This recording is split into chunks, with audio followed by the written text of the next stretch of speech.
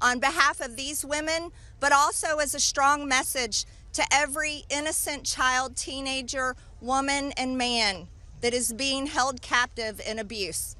This should never happen in America, and it should never be a political issue that divides us. And I want to thank Ro Khanna and Thomas Massie for doing something brave, crossing political boundaries for a very important fight. And I'm honored to join both of them. And I'm honored that Nancy Mace and Lauren Boebert signed the discharge petition along with myself. And I asked my Republican colleagues not to choose just one path for justice and transparency and accountability, but I asked my Republican colleagues to choose every path for justice and accountability and transparency. And with that, I'd like to bring back Congressman Ro Khanna to start this important press conference. Thank you very much. Yes, thank you. Thank you, Congresswoman Green, for your courage and for being here, and thank you again to Congressman Massie for co-leading it. I now would like to introduce two people who have been fighting this for decades. They haven't had their voice heard. The victims haven't been heard. They haven't just been on this in the last few months. They've been doing this in the wilderness for years, and they are really models of courage. Bradley Edwards and Brittany Henderson, who are the attorneys for the victims. Thank you for being here.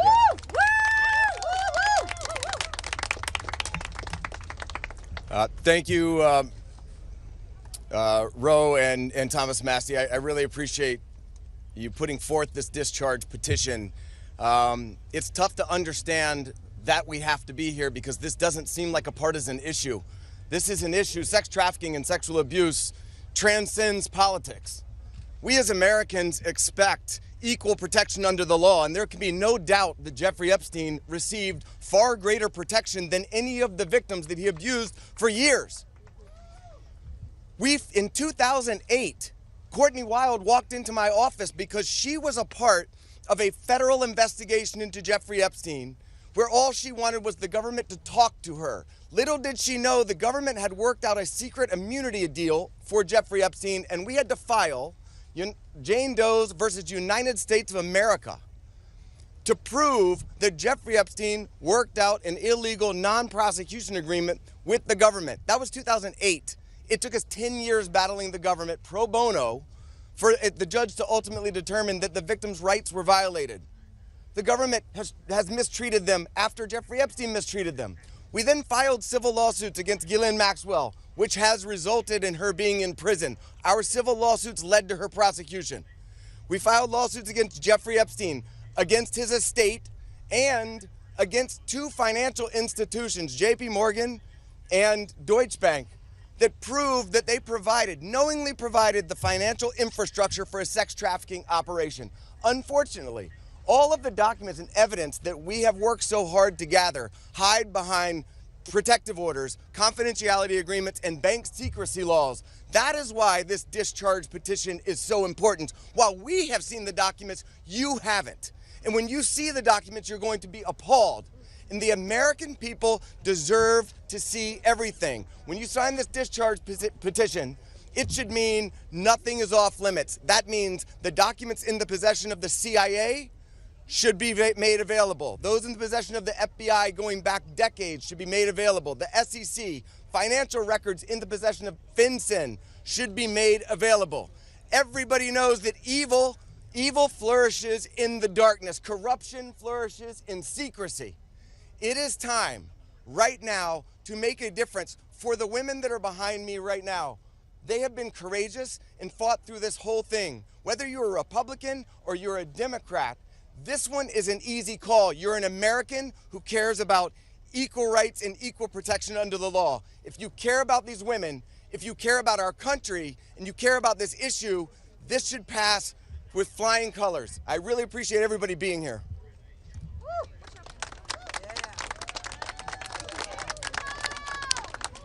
Hi, good morning. My name is Brittany Henderson, and I think in addition to thanking the wonderful congressmen and women who are here today, we need to thank the women, and not just the women who are going to speak, but the other women who are standing behind them, along with other lawyers, Sigrid McCauley, and people who have been fighting for a very, very long time for the world to give this kind of attention to an issue that it should have had forever.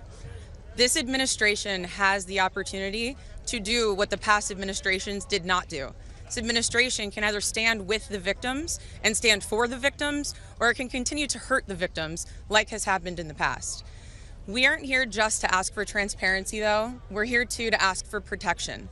The women here represent hundreds of other women who we have spoken to, many of whom were trafficked from other countries, from Eastern European countries where women don't have the rights that we have here. Women don't have the protections that we have here.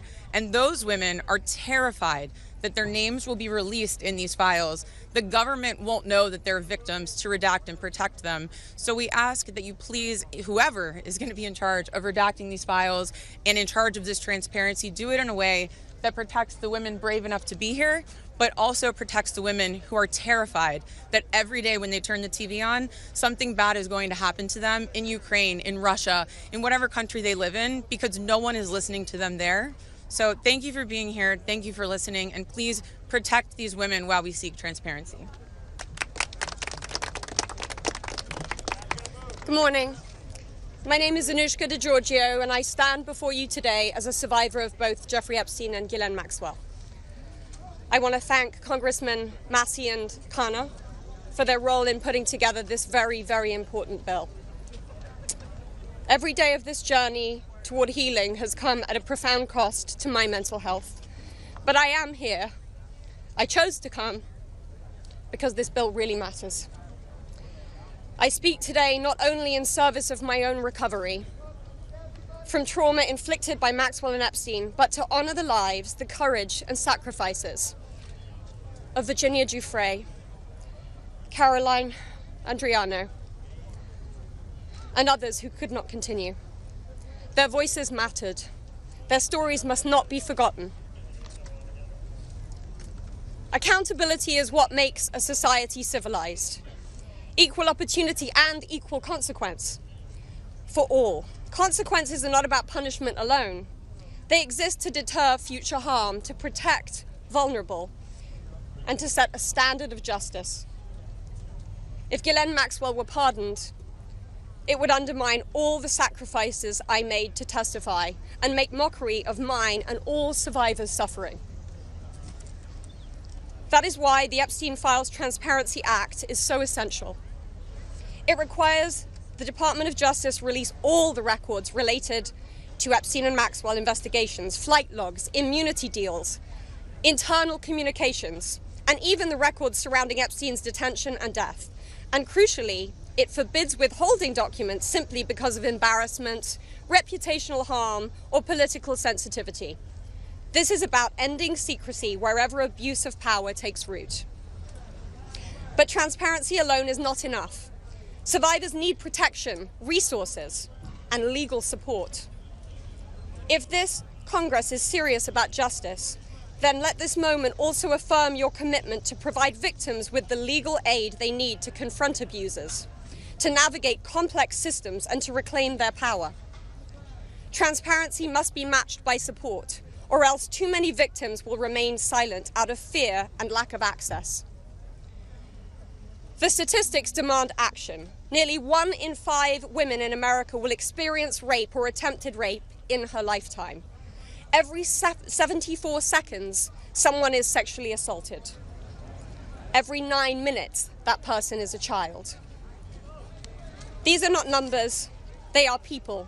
They are your daughters, your sons, your constituents, your friends. Statistically, 1 in 5 of your families will face this nightmare. The days of sweeping this under the rug are over. We, the survivors, say no more. I want to help create a world where survivors of sexual abuse and abuse of power can come forward safely.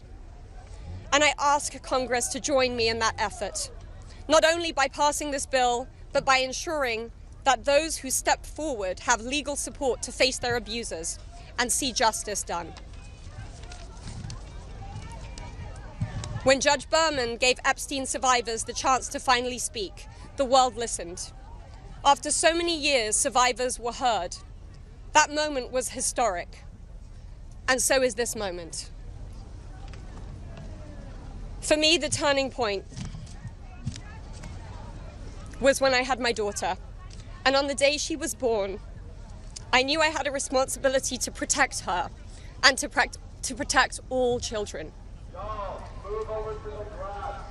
I have to use my voice, the voice that had been silenced by fear and shame for so many years.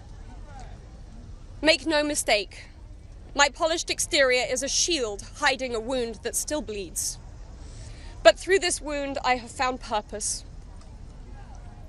To be part of lasting change in how we confront exploitation and abuse. And to be clear, the only motive for opposing this bill would be to conceal wrongdoing. You have a choice. Stand with the truth, or with the lies that have protected predators for decades. I am no longer weak. I am no longer powerless. And I'm no longer alone. And with your vote, neither will the next generation be. President Trump, you have so much influence and power in this situation. Please use that influence and power to help us, because we need it now and this country needs it now. Thank you.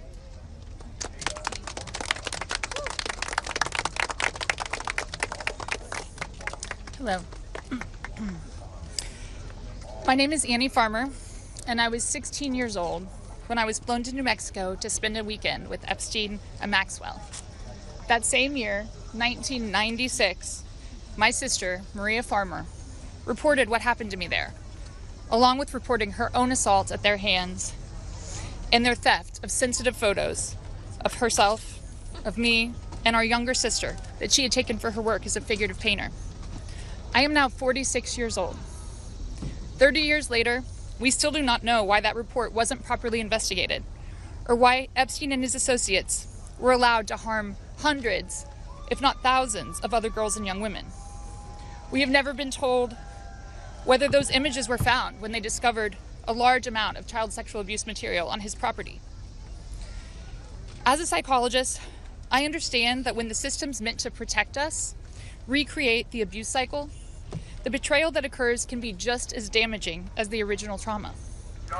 This happens when survivors of these crimes are not believed, when our well-being is not weighed as heavily as those who have more resources or more privilege, and when perpetrators of these crimes are given a platform rather than the survivors of them. For so many years, it felt like Epstein's criminal behavior was an open secret. Not only did many others participate in the abuse, it is clear that many were aware of his interest in girls and very young women and chose to look the other way because it benefited them to do so.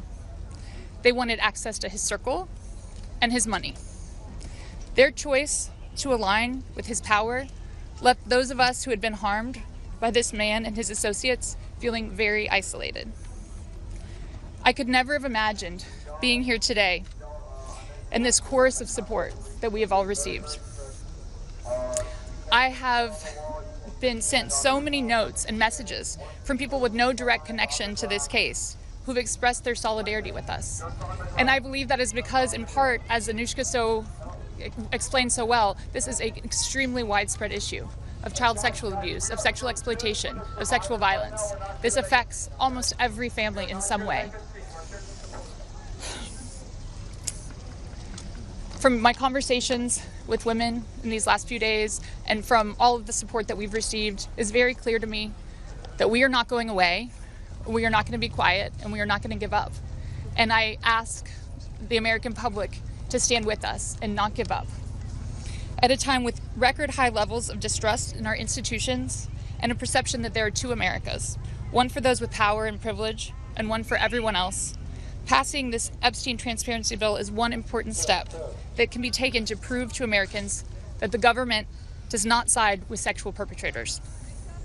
A thorough public review of this information is an important step in preventing the type of systemic failures that have occurred in this case and harmed all of us.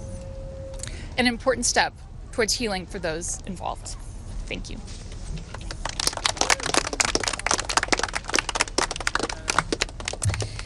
Hello, everyone. I'd like to say thank you, everyone, for being here today on this very powerful and special day for all of us here. My name is Marina Lacerda. I was minor victim 1 in federal indictment of Jeffrey Epstein in New York in 2019. I was one of dozens of girls that I personally know who were forced into Jeffrey's mansion on 9 East 71 Street in New York City when we were just kids. Today is the first time that I ever speak publicly about what happened to me. I never thought that I would find myself here. The only reason that I am here is because it feels like the people who matter in this country finally care about what we have to say. As an immigrant from Brazil, I feel empowered knowing that the little girl struggling to get by at 14 and 15 years old finally has a voice. For the first time, I feel like I matter as an American. I was only 14 years old when I met Jeffrey. It was the summer of high school. I was working 3 jobs to try to support my mom and my sister when a friend of mine in the neighborhood told me that I could make $300 to give an older guy a massage. It went from a dream job to the worst nightmare. Jeffrey assistant Leslie Groff would call me and tell me that I needed to be at the house so often that I ended up dropping out of high school before 9th grade. And I never went back. From 14 to 17 years old, I went and worked for Jeffrey instead of receiving an education. Every day I hoped that he would offer me a real job as one of his assistants or something important. I would finally have made it big, as, like we say, the American dream. That day never came. I had no way out. I was, until he finally told me that I was too old. There are many pieces of my story that I can't remember, no matter how hard I try. The constant state of wonder causes me so much fear and so much confusion. My therapist says that my brain is just trying to protect itself, but it's so hard to begin to heal knowing that there are people out there who know more about my abuse than I do. The worst part is that the government is still in possession right now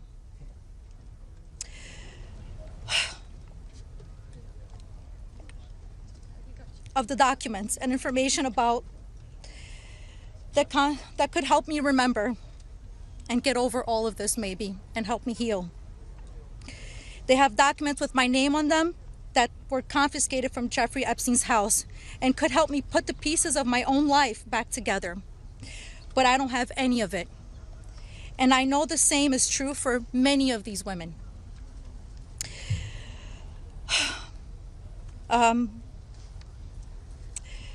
We are here to support this bill today, not only for transparency, but for the American people. But if the government is going to release these documents to the public, describing the crimes committed by Jeffrey Epstein and others, the least that they can do is give me my documents that they have about me. The other survivors deserve the same respect from our government. While our identifying information must be redacted to the public, it is equally important to provide the victims themselves with unredacted information. I will never forget when the FBI agent showed up in my door in 2008. Jeffrey Epstein hired a lawyer to represent me, or more like to represent him, I like to say. I couldn't ask any questions, and I had no idea what was going on. I was terrified. Until today, I think most of us are still terrified. I thought somebody was going to kill me. I thought something was going to happen to my sister or my mother. It went further out to even maybe thinking something would happen in Brazil with my family. And then one day, the lawyer said that everything was just going to go away. Like nothing happened. I didn't need to testify. When I asked him why, he gave no explanation. That was it. So why? Why was I never called to testify then? We could have saved so many women. We could have saved so many lives from being abused. Why did he get away with it in 2008? Why was he able to go on in the abuse with hundreds of girls after the Florida investigation? Why didn't they let me testify to help stop him? Our government could have saved so many women, but Jeffrey Epstein was too important and those women didn't matter. Why? Well, we matter now. We are here today and we are speaking and we are not going to stop speaking. Today, I stand here with the women who have really helped me to find the strength to come out and come forward to share my story for the very first time. Together, we are stronger than ever. While she may not be with us, Virginia Roberts, we will continue to use our voices to strengthen yours always. Thank you.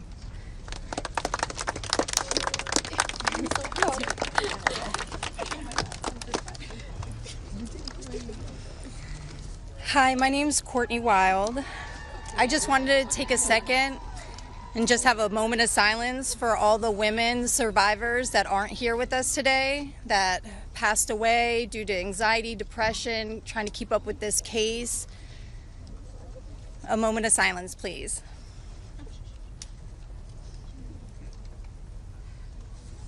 Thank you.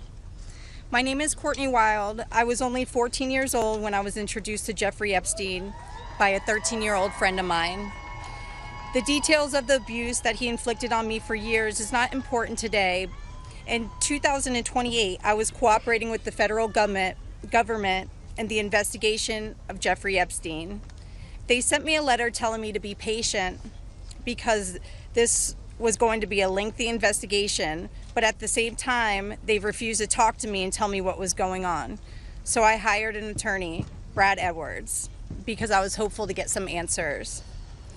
When I walked into his office at 19 years old, Brad sued the government for refusing to tell me what was going on under the Crime Victims' Rights Act. The only reason anyone ever found out that the government had already given Jeffrey Epstein immunity through the non-prosecution agreement was because our lawsuit forced the government to tell us. Otherwise, nobody would even know that today. Sometimes it's hard to believe that I had to sue the United States just to learn that my abuser was given immunity. I started as Jane Doe, but I decided I was proud enough to take on our country, and I was on the right side of history.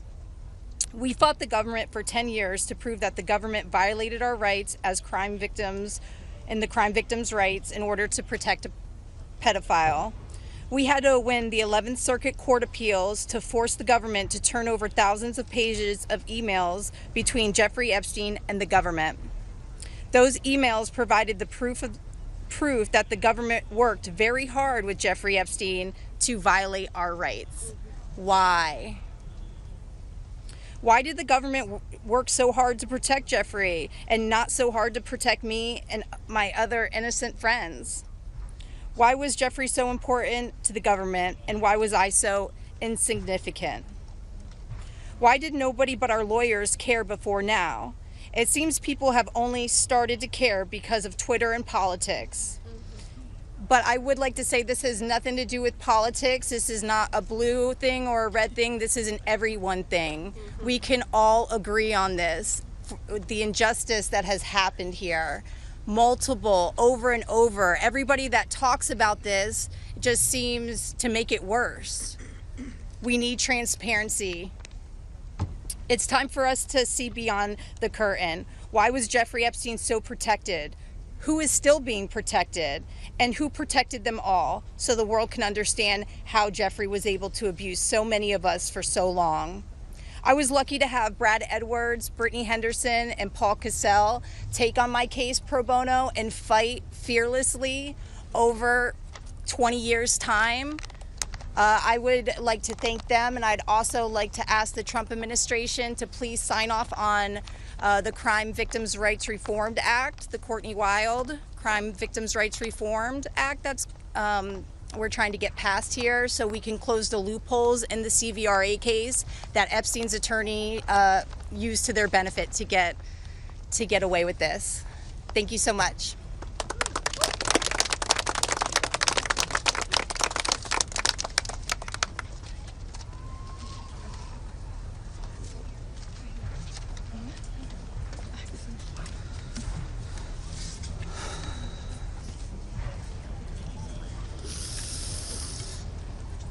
Good morning. First and foremost, we want to extend our deepest gratitude to Brad and Brittany Edwards, Congressman Massey and Kana, and above all, the brave survivors who have entrusted us with the privilege of speaking today on behalf of Virginia. Robert Giuffre, as her family. We are here today because we support H.Res.581, the Epstein Files Transparency Act, in its entirety. But as much as this bill is about shining a light on truth, it's not just about the bill. This is about justice. This is about survivors. This is about justice against the rich and powerful who have stolen something from these women and many children at the time, their freedom. The freedom to live their life without mental and physical scars that have been inflicted upon them by those who thought they were untouchable. The same freedom that these monsters took from these survivors, they should never be afforded. They should never be allowed to continue their lives with impunity. Let's be clear. This is not a political issue. This is not about left or right. This is about humanity. This is about doing what's right. And this is about ensuring that the future we leave behind isn't one where the powerful can hide behind their wealth, their influence, and their money to evade justice. Our plea to you, whether you're a dad, a mom, a brother, or a sister, look your young ones in the face, look them in the eye, and tell them you didn't stand against the very people who raped, molested, and preyed upon children and young women. Tell them you were willing to negotiate a deal. Money should never be what makes something right or wrong. If you vote no, your stance will be clear. You will be choosing to stand on the side of the rich and powerful, allowing money to buy your way out of the consequence. But here's my one ask. Look these survivors in the eye and tell them why. Then, look the people of the United States in the eye and tell them why. And then, when you're alone, look yourself in the mirror and ask yourself why. Virginia said it best, and I quote, "I have physical and mental scars that will never heal. I have memories that will never go away. They say time can heal, but this won't. Not until the justice system makes an example out of these people with so-called privileges. I just call it money. The only time I can begin to heal is when their freedom is taken from them, just like they did to me and literally thousands of other victims. The survivors of this horrific abuse are watching. The American people are watching. And history is watching. Which side will you be on?" Thank you.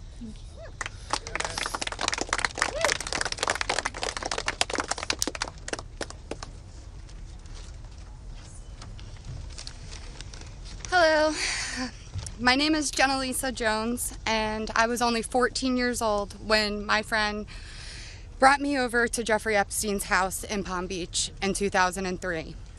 I had a terrible home life, but I was such an innocent kid then. I always did my best in school, and I had such a positive outlook on life.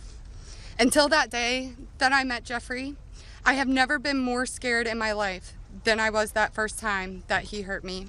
I remember crying the entire way home, thinking about how I couldn't ever tell anyone about what actually happened in that house. This guy was so rich and had so many pictures with so many famous people, and no one would have ever believed me if I told them. I want to thank Congressman Rowe and Congressman Thomas Massey for having me here today. It was really hard for me to find my voice and to become strong enough to speak about my abuse. I didn't come forward until 2019, and even when And even then, it was like I was afraid of a ghost. I know that I was just a little kid, but sometimes I still feel like it is my fault that this happened. Being given the opportunity to speak at the United States Capitol building about something that is so important, not just to me and the women before you, but to the entire country. Together, we can finally make a change. And that is thanks to the people like these two congressmen and their teams who actually care about the victims. If you are a member of Congress and you are listening to all of us speak here today, please really listen to us. Please vote for this bill to be passed. Please recognize how important it is for transparency relating to Jeffrey Epstein. Whether you are a Democrat or a Republican, this does not matter. This is not about sides. You are an American and you are a person who has chosen to serve in an elected position to stand up for those you represent who cannot always stand up for themselves. We are those people. We are the Americans that you promised to protect. And we need your help. Please, President Trump, pass this bill and help us. Make us feel like our voices are finally being heard. Thank you.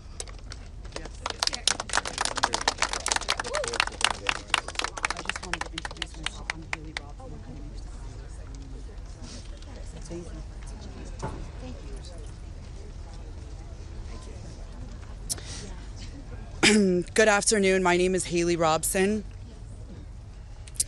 I was a 16-year-old high school student athlete who made good grades and had high aspirations for college when I was recruited and asked by a classmate of mine alongside with a 20-year-old male if I wanted to give an old rich guy a massage. But what high school girl would not want to do that? That day changed my life forever. And when I got into the massage room, Jeffrey Epstein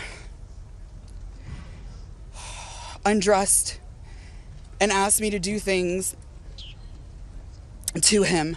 My eyes welled up with tears, and I have never been more scared in my life. When it was over, he paid me $200 and requested in exchange that I bring a girl each time to make another $200.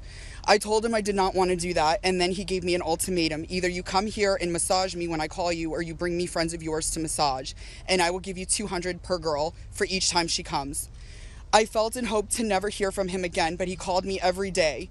He was so wealthy and powerful, and he would not let me go. I felt I had no choice. If I disobeyed him, I knew something bad would happen. So knowing I did not want to be sexually abused, I started to bring him other girls from my high school, and he paid me $200 for bringing them. I just hoped each time it would be the last time. One day, the stepmom of one of the girls brought him and called the police on Jeffrey Epstein. The police then called me in for questioning. I had told them the truth despite the fact that I was a teenager and a minor, and I was able to tell the police the names of all the other victims. The police treated me like a criminal. I had, by this time, had turned 18. I had been with Jeffrey since I was 16 and for 2 years. So they had told me So they told me I was going to be arrested. My name was then distributed to the press as a co-conspirator of my abuser, who I detested.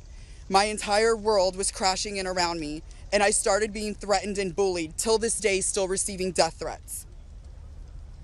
I was singled out and for many years had to suffer a smear campaign of lies about me because of the way that I was portrayed by the press. The press made me out to be a predator when I was just a 16-year-old little girl who was sexually abused by a powerful man and an evil man. For years, I had no friends. My boyfriend was murdered, and there was nowhere to turn. The government, after investigating more, learned that I was true a victim, but the damage was done and it was too late. There was no way to undo the harm the press had caused me. In 2019, I met Brad Edwards and Brittany Henderson. They changed my life and they believed in me and have helped me to finally heal. Healing is a process, and I may never get there.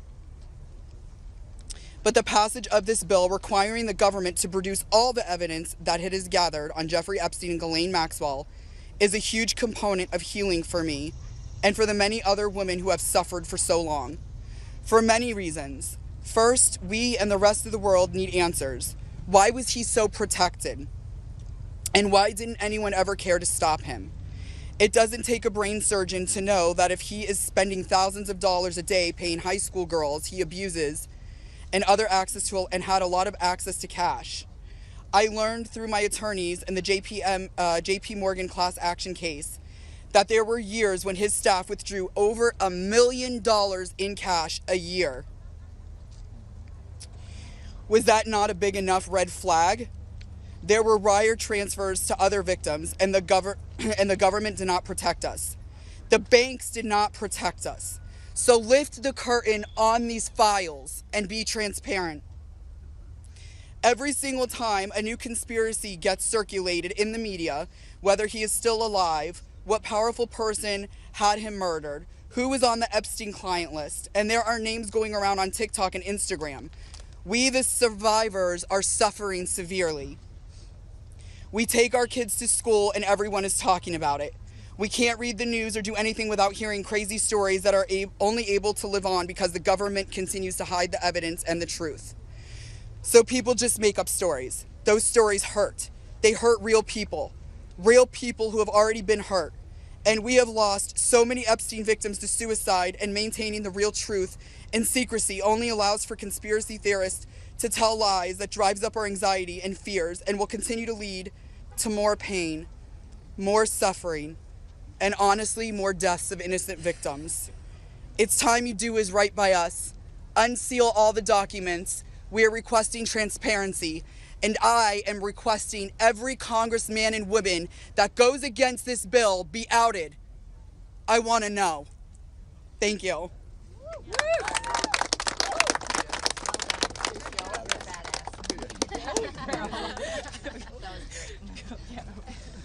Tear into the press and tear into Congress. Hi there, my name is Lisa Phillips, and I'm the host of a award-nominated podcast called From Now On, a platform supporting survivors. I want to thank all of my survivor sisters who came before me today. I'll be very short. In the year 2000, I was taken to Jeffrey Epstein's island while on a photo shoot on a nearby island. Who I saw and what I experienced there was a glimpse into a very dark and disturbing world. For years after, I tried to avoid Jeffrey, but he had introduced me to Katie Ford, the owner of the Ford Modeling Agency. Epstein's reach went to the very top of fashion, arts, and entertainment. This did not just happen to underage girls in Florida. In New York City, hundreds of young, ambitious women were abused by him. Epstein was not just a serial predator, he was an international human trafficker. And many around him knew, many participated, and many profited. And yet, he was protected. So I stand here today for every woman who has been silenced, exploited, and dismissed. We are not asking for pity. We are here demanding accountability, and I'm demanding justice. Congress must choose. Will you continue to protect predators, or will you finally protect survivors? And also, I would like to announce here today, us Epstein survivors have been discussing creating our own list. We know the names. Many of us were abused by them. Now, together as survivors, we will confidentially compile the names we all know who were regularly in the Epstein world. And it will be done by survivors and for survivors. No one else is involved. Stay tuned for more details.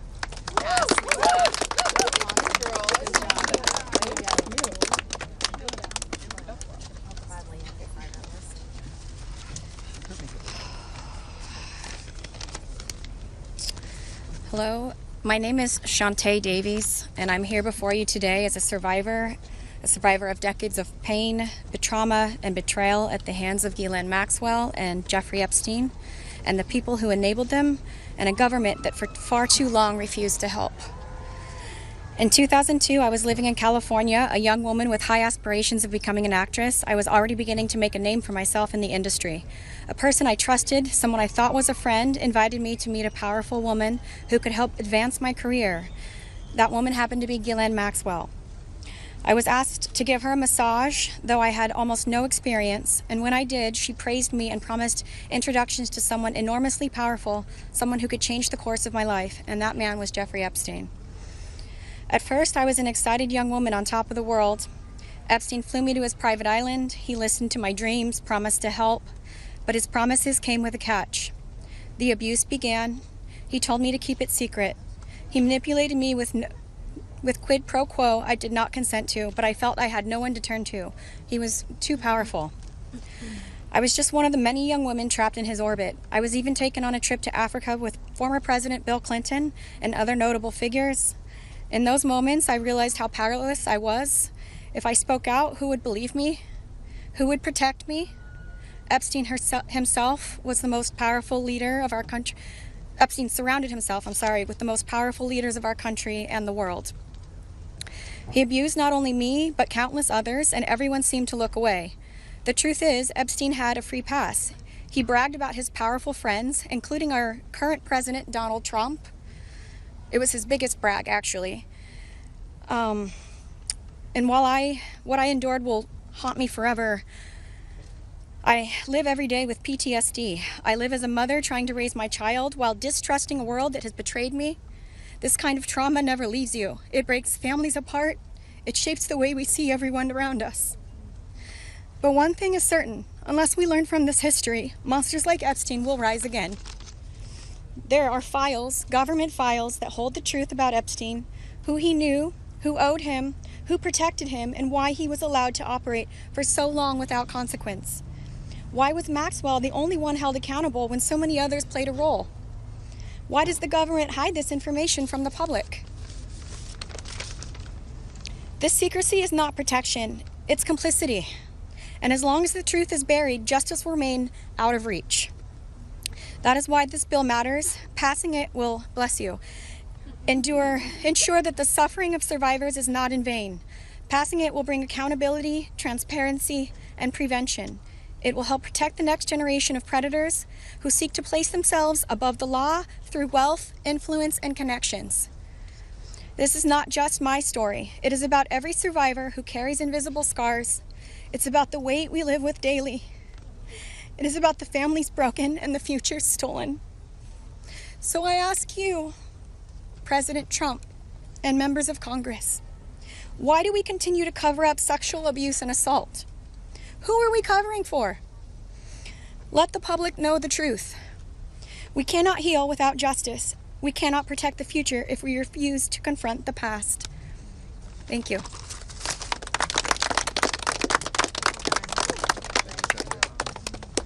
Let's just give a round of applause for all the courage and strength that the survivors have shown. We now will take a few questions. You can always get Congressman Massey, me, or Congresswoman Green in the hallways and other places. If you have questions for us, that's fine. But I wanted to see first if you have questions for the lawyers and the survivors, and Brad will facilitate any of the questions to the survivors. Yes? Yeah, this question would be for the survivors, Mr. Edwards. The president has said that this Epstein issue is a hoax, is the words that he used. Can we get your reactions to what you think when you hear him say that? I'll answer that. Mr. President Donald J. Trump, I am a registered Republican, not that that matters because this is not political. However, I cordially invite you to the Capitol to meet me in person so you can understand this is not a hoax. We are real human beings. This is real trauma.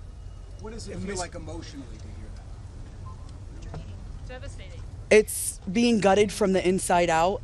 Not that I would know what that feels like, but I imagine it's the anxiety buildup with the depression and the survival mode, and then your nervous system goes limp and ironically is shot, and it feels like you just want to explode inside because nobody, again, is understanding that this is a real situation. These women are real. We're here in person. To say that it's a hoax is just not, please humanize us. I would like Donald J. Trump and every person in America and around the world to humanize us, to see us for who we are and to hear us for what we have to say. There is no hoax. The abuse was real. Now, what goes on behind closed doors, I can't speak for that. What happens around the world politically, I cannot speak for that. But I am here with all of these women, including our attorneys, and I would be more than happy to meet with him, and I will meet him halfway. Ms. Edwards, I wonder if any of the victims could respond to the news from recently about Ghislaine Maxwell being transferred to a lower security prison in the aftermath of speaking to Talk Line. You want that one? About her transfer to Oh, yeah. I'm happy to speak to that. We were horrified to learn that she had been transferred to a prison camp. She is someone who was found guilty by a jury of sex trafficking. She not only, we often hear that she procured women for Jeffrey, which I think is a very sort of polite and minimizing term. She also participated in the abuse. She was a major architect of the scheme. And the fact that she has painted herself as a victim, I think is disgusting. And it was horrifying, I think, to us that we were not told about her prison transfer. We found out about it in the news. Just 1 minute, I think Anushka maybe has something to say. So, Anushka DiGiorgio, I testified alongside Annie at the trial of Ghislaine Maxwell. I was horrified when I found out not only had Ghislaine Maxwell been transferred to what's called a low security. It's really is like a holiday camp, and then afterwards I got a notification from the Department of Justice telling me that this was going to happen when it had already happened. This woman abused children.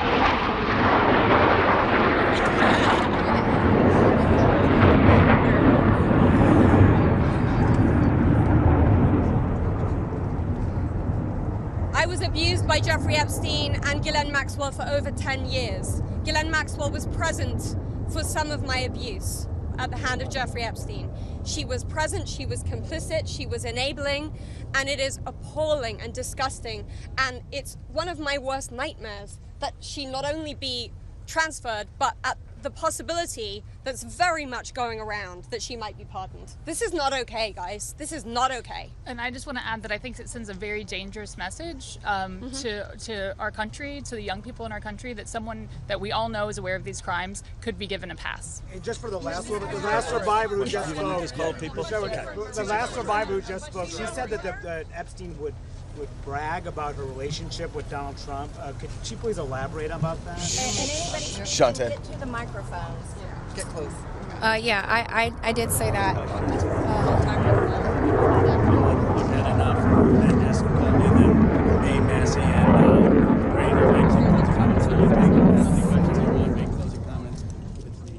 My first trip to the Palm Beach residence, I drove there from the airport with Ghislaine Maxwell, and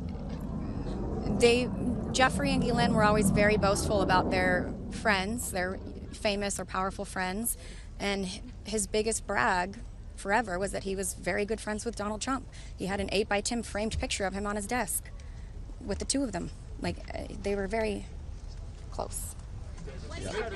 Go ahead.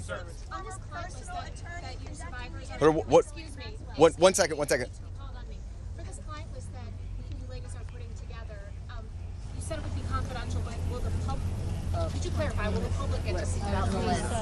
So Lisa, what's your envision here? Is it going to go to the public or just amongst the survivors? No, we're reaching out to survivors that are scared. So come on up. We're reaching out to survivors that are scared to come forward and that also know who they were trafficked to. So that's the list that we're compiling. We're not quite sure, how we're going to release that, or even if we're going to. The Department of Justice needs to release the list. Right, yes. For folks at home, they might be confused. Survivors know the names. You've seen these powerful people. Why can't you say the names? Could you just explain for folks? Why do we have to say the names when the government knows the names? And we're also scared to do so. Look what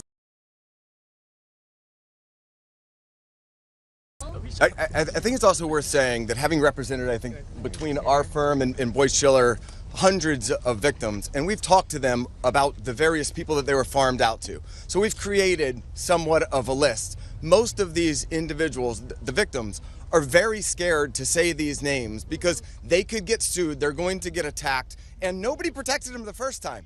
And that was against one person. So is there a list? There is a list, but just to dispel kind of the common theme here, every one of these women was abused by Jeffrey Epstein, and his scheme was to personally abuse women. When they reached a certain age, he did farm a section of them, some of them, out to some of his friends. That doesn't mean all of his friends. With that said, I'm more than happy to assist in helping create the list behind the scenes and see what we do with it. But if someone's interested, Go ahead. Hold on. I think if someone's interested in prosecuting, they may have something different to say about sharing a list. But they're not sharing a list for nothing to happen, and that's the experience that they've had for all of these years. Yeah, go ahead. Thank you all. We're waiting to see the fate of this discharge petition right now as we're here. The speaker and others have said that the people he met with yesterday had concerns about your names being released if this bill were passed. And some people I talked to today are not signing the discharge petition because they say you don't want them to. Can you clarify if that is accurate? Do any of the survivors here not want the bill to pass? First of all, our legislation, Ro Khanna and I went through this, we talked about this, and we were very careful to make sure that there is an exception so that personally identifiable information, not just their names, but anything they could be identified by, would not be disclosed. And can you speak to that as survivors yourself? But I think all of them are on the same page, that they want everything released. Want the bill to pass. Yes, they unequivocally redact personally identifying information and release everything else. Mr. Edwards. Okay. Mr. Edwards, thank you. I know it's your first time speaking. Uh-oh. I'll go to Marina if we can. Yeah, sure. Marina, you have stayed silent for so many years. Today, this is the first time, if we understand correctly, you have never before gone public with your story and to share this. Can you help us understand why today, why now, and why here? Well, it is not okay for us to be silenced, and it's not okay for Jeffrey Epstein and everybody else to be put on a pedestal. I think everybody needs to hear from us because we know what went on, right? And there is not only me who's been silenced, there are hundreds of women that are silenced. My hope is to stop this abuse for the future, right? For people that are coming up, for women. My daughter, for example, these women have daughters. They most definitely don't want that anymore. And I think mainly this is therapy for all of us too. You know, we want to be heard. Nobody also has never asked me to speak. That's also another thing. So I can say for all of us here, we are here. We want this bill to pass. It is very important. Okay, and we need transparency. We are tired of looking at the news and seeing Jeffrey Epstein's name and saying that this is a hoax. We are tired of it. We are done. We're not going to be silenced, and I hope that my voice will bring other survivors and other victims to come along and speak up so that we can be more of a stronger voice and louder. And so what is your message to President Trump on this? Listen, I don't want to send a direct message to him. I'm already scared enough. Yeah, just pass the vote, listen to us. This is not a hoax.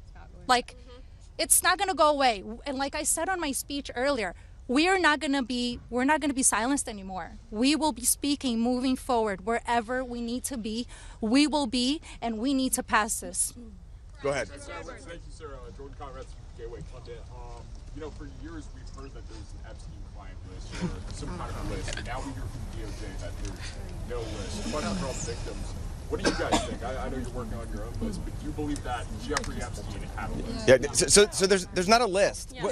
So here's what it was. Just like you heard everybody today, Jeffrey Epstein created through an organization that of enablers, of people that were on his payroll. It was a complicated scheme where others should still be investigated because they helped to enable him and operate this scheme. Without those people, he could not have done this. But the purpose was for him to personally abuse people. With that being said, certain of his friends, he farmed out certain of the women that he was exploiting too. But that wasn't the primary purpose of that scheme. And I don't think he wrote the names of those people down. There's not a list of, hey, here's all of the people that I sent females to. That's just not how that organization works. Mr. Edwards, Agreed? is there any evidence that Jeffrey Epstein was involved with or tied to the CIA or a foreign intelligence operation? I think that the safest thing for me to say is all files should come out, whether it is with the CIA, FinCEN, SEC, FBI. I'm not just making these up haphazardly. I'm giving you a roadmap where to look. So if this bill Go ahead.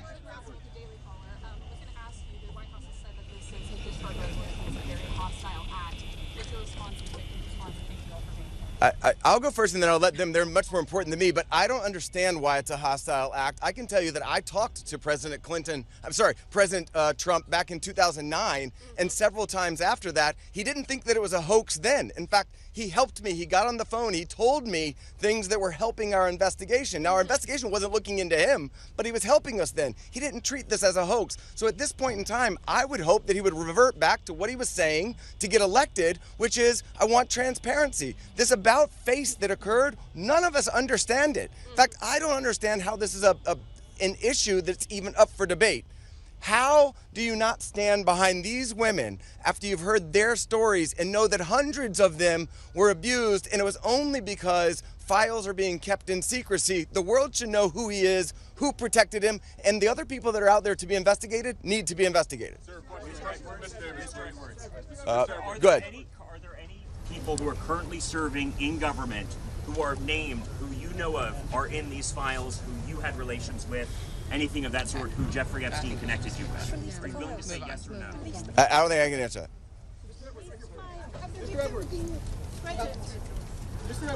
that. Sorry.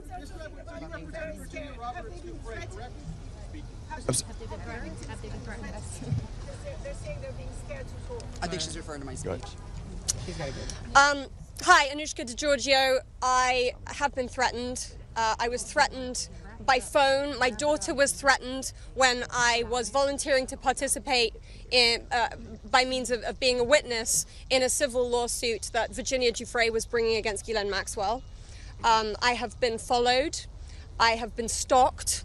I have been followed not only by journalists, but by people who do not get out of the car and do not try and talk to me and just drive behind me as I drive my daughter to school. So the fear is very real for us. I have also been in multiple situations with both Jeffrey Epstein and Ghislaine Maxwell where they have been direct and indirect about implying and saying that if I was to talk, if I was to bring any kind of trouble, then there would be severe consequence, including death. And just to add to that, Maxwell also threatened my sister Maria Farmer. When the FBI did nothing about her initial report, she reported individually at that time, and then in 2002 we spoke to a reporter at Vanity Fair telling our stories, fearful that perhaps other people were being harmed. We believed that was going to make a difference. We believed that would be put in print, and that story was crushed, and it was because of their power.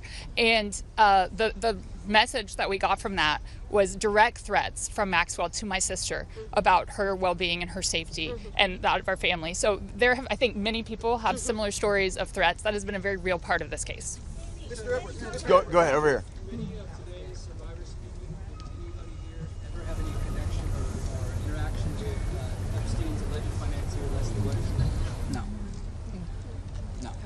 Nope. Do you want to address that? I just want to say one thing that's very clear. When people say, please share names, there are names that are very well known, like that of Les Wexner, who everyone knows supplied an enormous amount of Epstein's financial wealth and allowed this operation to happen. So it's, I think, confusing to many of us why there have not been more ramifications for him, and he's been seen as a victim when clearly I believe there's more to it. Right here, please. But, yep. Yeah, so you represented Virginia Roberts for many years. She eventually had to recant the allegations that she made against Alan Dershowitz. She alleged that We're not talking. All right, next question. Next question. Thank you. Who's next? Why is it that she should be? Yeah, no, we're not answering your question. Anybody else? Go ahead. How did the victims feel about the interview that was given to Ghislaine Maxwell? There's a woman trying to say something. That's better. Okay, ma'am, I think that you had a question. When you talked in the past on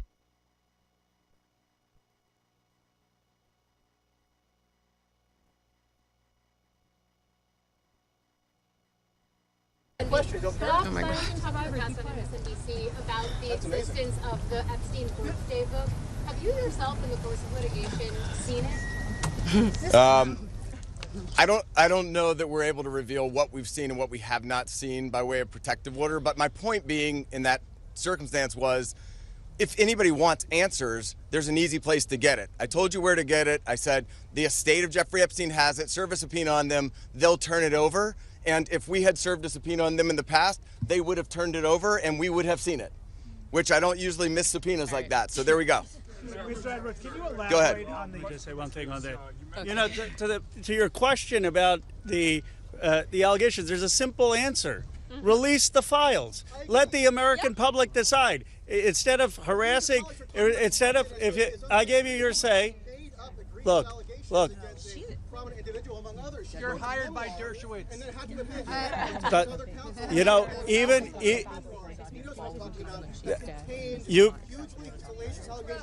you've been heard. And even Alan Dershowitz says, release the files. Release the files. That is the answer, and that's what we're here for. That is the. Yeah. You gotta go. You gotta go. Can you elaborate on the... Sorry.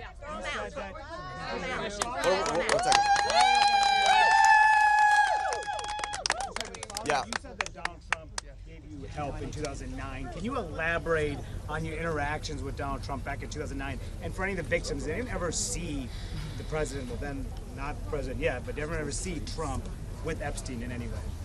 I don't know who's. I don't think that we can answer that question. Did anybody see Trump with Epstein back then? This is really not a political thing. We want the passage of the bill, and this is not to call out President Trump. My point was that he was friendly back then, did not think that it was a hoax, and was trying to help. And now it seems like all of a sudden somebody's in his ear and he's not. So I'm hoping he'll come back to where he was back in 2009, be on the side of the victims and stand with us. On the passage of the bill, go ahead.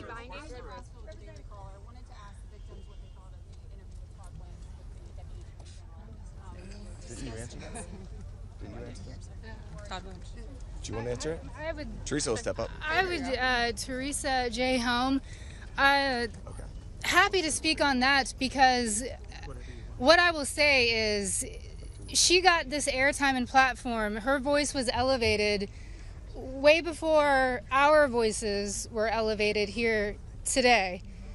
And that same calm, manipulative voice that she had so polite there that day with Todd Blanche was the same polite, coercive, manipulative voice that I heard as she was grooming me to then send me off to the home of Jeffrey Epstein where he would assault me.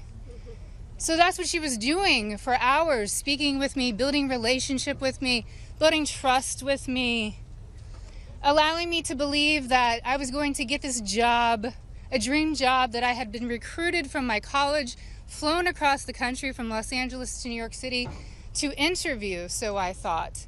So her voice that day was the same voice that sent me off to a monster. So nothing can be believed from what she says because she's been charged with perjury. I myself could sit there and listen, and as I did, I sat there and listened to this woman's voice lie. And there was no pushback from Todd Blanche because does he even have the facts to be able to push back on her? We could sit there and push back. Why didn't we get to attend that? Why weren't we there that day? Or why wasn't even one of us consulted prior to that day in that meeting? And why on earth has she been moved from Florida to her, it basically is prison spa. I mean, let's be real. None of us were consulted. I found out, just like everyone here found out, through the media, through all of you. We found out about Ghislaine's transfer. So I'm very angry to sit there and listen. The feelings that come up listening to this woman's voice is repulsive. Yes, I would say it's triggering.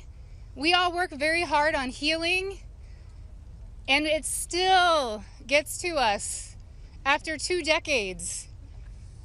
It's a very long answer, but it's repulsive to sit there and listen to her voice in her interview. Can we take two more questions? One over here.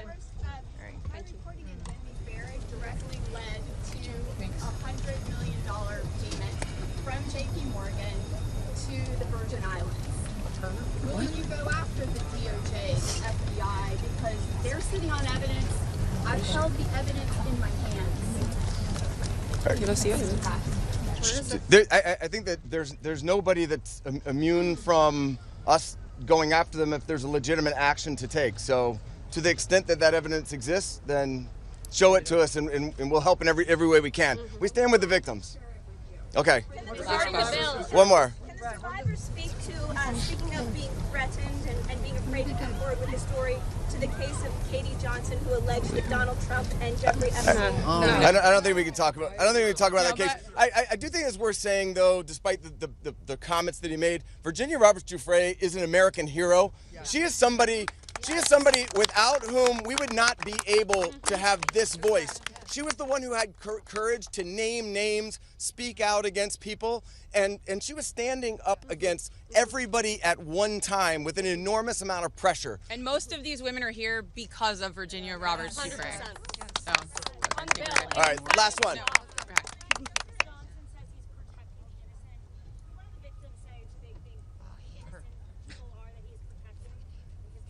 Clearly not us.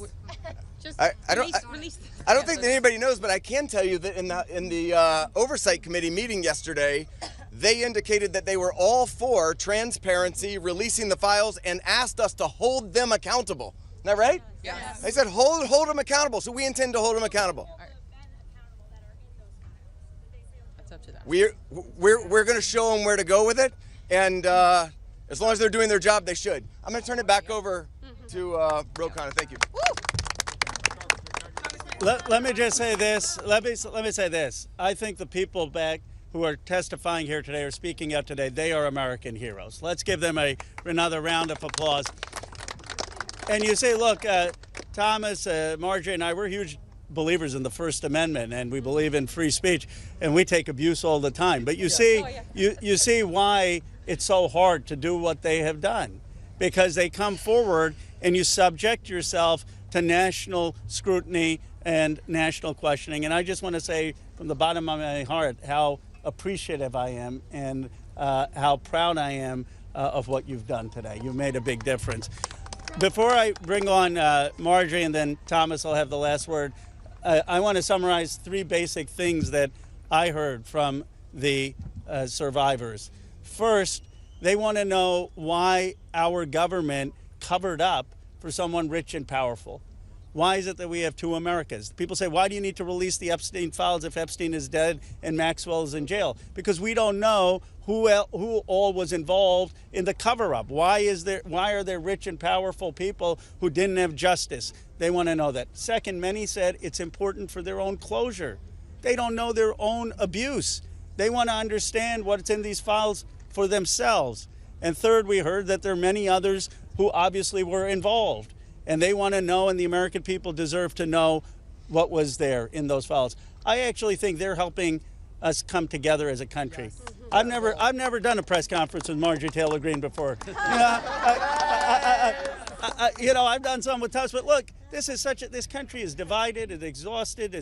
This is one thing that we can come together on. Yes. And I was very clear with Thomas. This is not against President Trump. I would like nothing more than a Truth Social post for him after this press conference saying, just release the files. Be with Massie Khanna. This is about something much deeper. It is about bringing this country together to stand for America's kids, to restore trust, and to move this country forward. So thank you to the survivors for helping us do that. Now I want to introduce Marjorie Taylor Greene. Thank you. Thank you. For everyone watching at home, I think it's important to put yourself in these women's shoes. As you're questioning, why can't they just name the names? What you don't realize is they just told their stories of being raped and being abused, being victimized, being manipulated, being coerced, and basically held in a prison of captivity of sexual abuse while they were young teenagers and extremely young, vulnerable women. And in Jeffrey Epstein's home and the places they went with him, they saw the most powerful people in the world in his pictures, and they saw him with those people. Can you imagine how terrifying it would be to name names like that? These are some of the richest, most powerful people in the world that could sue these women into poverty and homelessness. Yeah, it's a scary thing to name names, but I will tell you, I'm not afraid to name names. And so if they want to give me a list, I will walk in that Capitol on the House floor and I'll say every damn name that abused these women. I can do that for them, and I'd be proud to do it. Now, another thing, this is not about politics, and this is a boiling point in American history where the American people, just like Roe just said, there's become two Americas. There's the America for the rich and the powerful and the elite, where they never face any struggles or problems and never experience what real America goes through. And then there's forgotten America that faces all the problems and deals with all the issues and never gets justice for being sexually assaulted and raped by a monster. It shouldn't exist anymore, and people are sick of it. So let's recognize the fact that the administration before and the one before it and the one before it and the one before it and before it never did anything about this.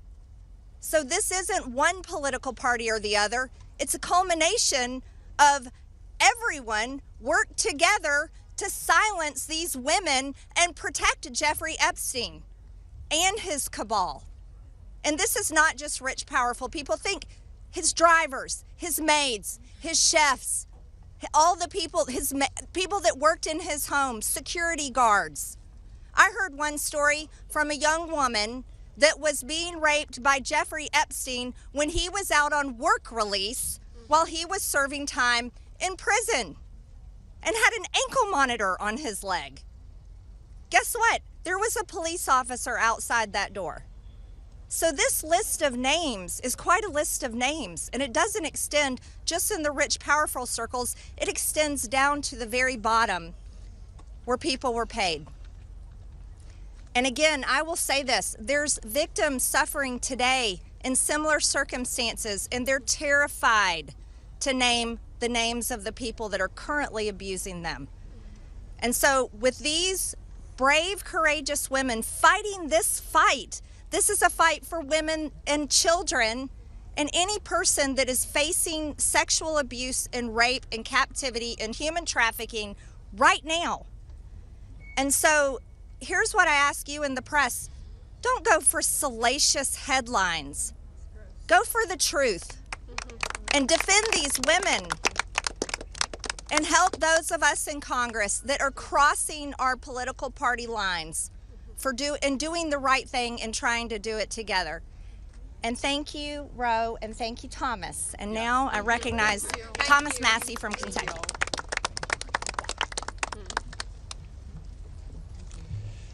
Well, there's three branches of government, and we're supposed to keep each other accountable. And that's what we're doing here today in the People's House. We're standing in front of the People's House with real people, not a hoax.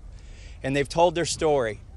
We wanted to give them a platform to speak, and they've had it. They stepped up, and they were brave. But I also today hope that they would persuade my colleagues to join this effort. But I found out something today that happened that I wasn't expecting. They persuaded me to fight even harder. I'm not going to give up.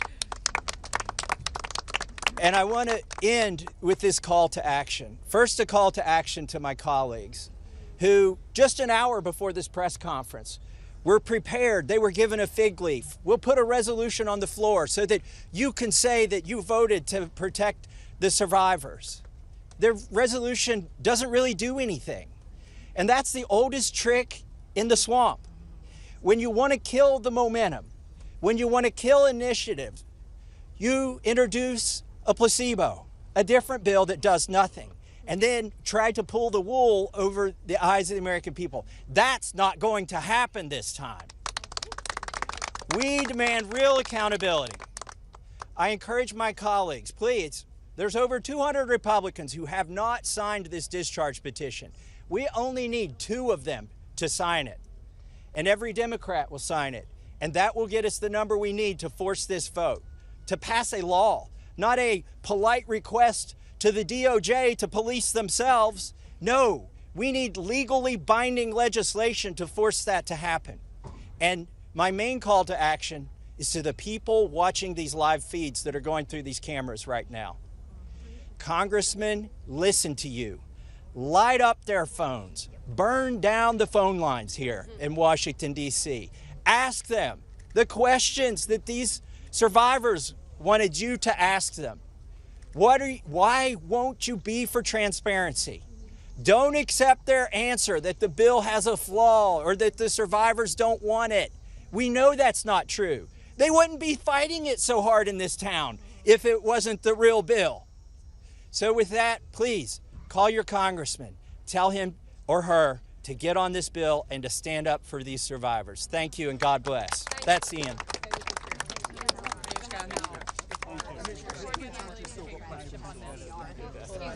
Thank you guys very much. This is unbelievable. Thank you so much.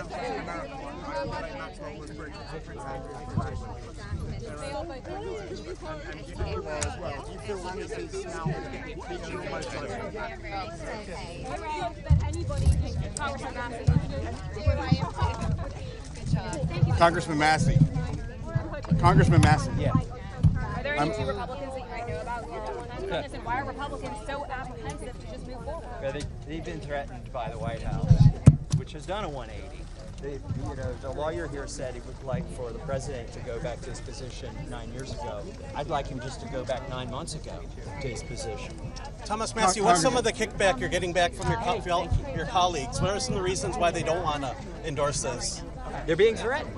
I mean, look, I've got $2 million of ads running against me back in my district, and it's funded by 3 billionaires. One of them's in Epstein's Black Book. I mean, this is what happens. Your consultants, your political consultants will abandon you when the White House gets mad at you. The speaker will block all of your bills. They'll shut down your fundraising. This isn't political, but it is. I mean, the opposition to this is very political. What's your impression of the White House seeming to whip against this vote so actively? I have no idea why they're doing it, other than I do believe they're trying to protect some people who are rich and powerful and connected, like Republican donors. What about Speaker Johnson? His efforts as well. He's just doing what the White House is telling him, frankly. Yeah. He was for transparency for about 24 hours, and then he got tuned up by the White House. What would you say to the 200 Have Republicans? you had a chance to look at the Barack emails that were leaked over the last week? I saw some of those. And yeah. Jeffrey Epstein's involvement with the app known as Carbine, which is currently rolled out in 23 states across the United States? I'm not that familiar with that. I'm spending most of my time trying to pour through the 35,000 pages that were released yesterday, and what I found out are pages completely redacted, entire flight logs completely redacted. So this is a non-release, and the danger that Republicans are running, particularly the administration right now, is recreating the debacle that the Attorney General Bondi had when she gave out the binders, and then everybody took them home and found out it was information they already had. What we need from this oversight committee investigation are criminal referrals. Otherwise, it's just an exercise in paperwork. What do you say to the voters essentially that you are not backing down and this issue is not going away? I'm not backing down. I will not back down. These survivors have convinced me that to do everything that I can. I mean, I think I already am, but I can probably think of some more things to do after But if you don't have 2 more votes from your Republican colleagues at the end of the day, so what's the decision? Well, it's not the end of the day. So if you don't Is today the deadline? Well, procedurally what happens is this discharge petition remains active until the end of Congress. So for 14 more months, we'll be waiting for 2 signatures unless we get them today. And so the Republicans are better to just pull off the Band-Aid and have this vote. It then would go to the Senate. and the Senate has to vote on this. And so those are the next steps. But I think what's going to happen is that the fig leaf that the Speaker has offered my colleagues on my side of the aisle is going to shrink up and go away. And then they will be exposed, as was the case with the Phase 1 binders that the DOJ released. And the outrage will be even greater because they've raised expectations, not among those of us who know that this is not going to reveal anything helpful, but they've raised expectations, and then they're going to not deliver anything, and that's very dangerous. Have there been Republicans in the Senate that have expressed support? Republicans who might be wavering on signing this? Well, my message is it's an opportunity. Once we get 2 more signatures, we're not collecting more signatures. So be one of those 2 that are on the right side of history, because once we get the 2, the door gets closed and it will proceed to a vote, and then you'll be back into one of 435. Have there been Republicans in the Senate that have expressed support to you, even just in the lead up to it potentially going to the Senate? Yes, I think Senator Markey was working on a companion legislation. And any Republicans who have expressed support in the Senate? Not that I know of yet. So that would be, if people are working on a second call to action, it would be, what are you doing in the Senate? We've got this going in the House. Where's the activity in the Senate? Why do you think the administration's putting this out there that this would be a hostile act to support your discharge petition? Well, they've dug in. They decided they don't want it released. So it's a threat. It's a political threat. I think it's also an insult. I mean, was this a hostile action for these survivors to come and testify in the House of Representatives? Is it a hostile action that 3 women co-sponsored this legislation on the Republican side? Why is the White House trying to bully women in Congress who are trying to protect women who are just regular people who haven't been hurt? That's a question that needs to be asked. And finally, where are the men? We're the men on the Republican side of the aisle.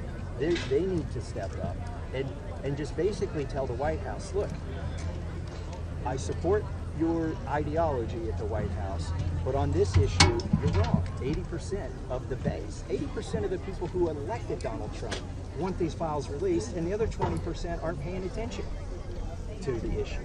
So it's the right thing policy-wise, and it's the right thing political-wise. They just have to disassociate themselves from a few billionaire donors that they feel indebted to. Are you personally worried at all by the White House's threats against you or Representative Martin Taylor Greene?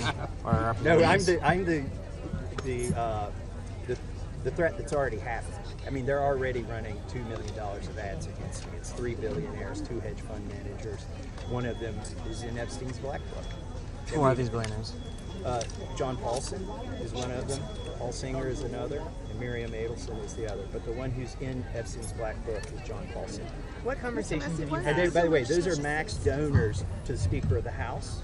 They're max donors to the NRCC. They're max donors to the RNC. They're max donors to Trump's campaign. These are 7- and 8-figure donors, and those are among the people who don't want these files released. What conversations have you been having with your colleagues to try to convince them to back this bill, especially with the Speaker criticizing the language? He's called this inartfully drafted. He's raised some specific criticism. What's interesting is the Speaker calls it inartfully drafted, but my staff and I were honored that he lifted 3 entire pages without changing the punctuation from my draft and put it in his draft.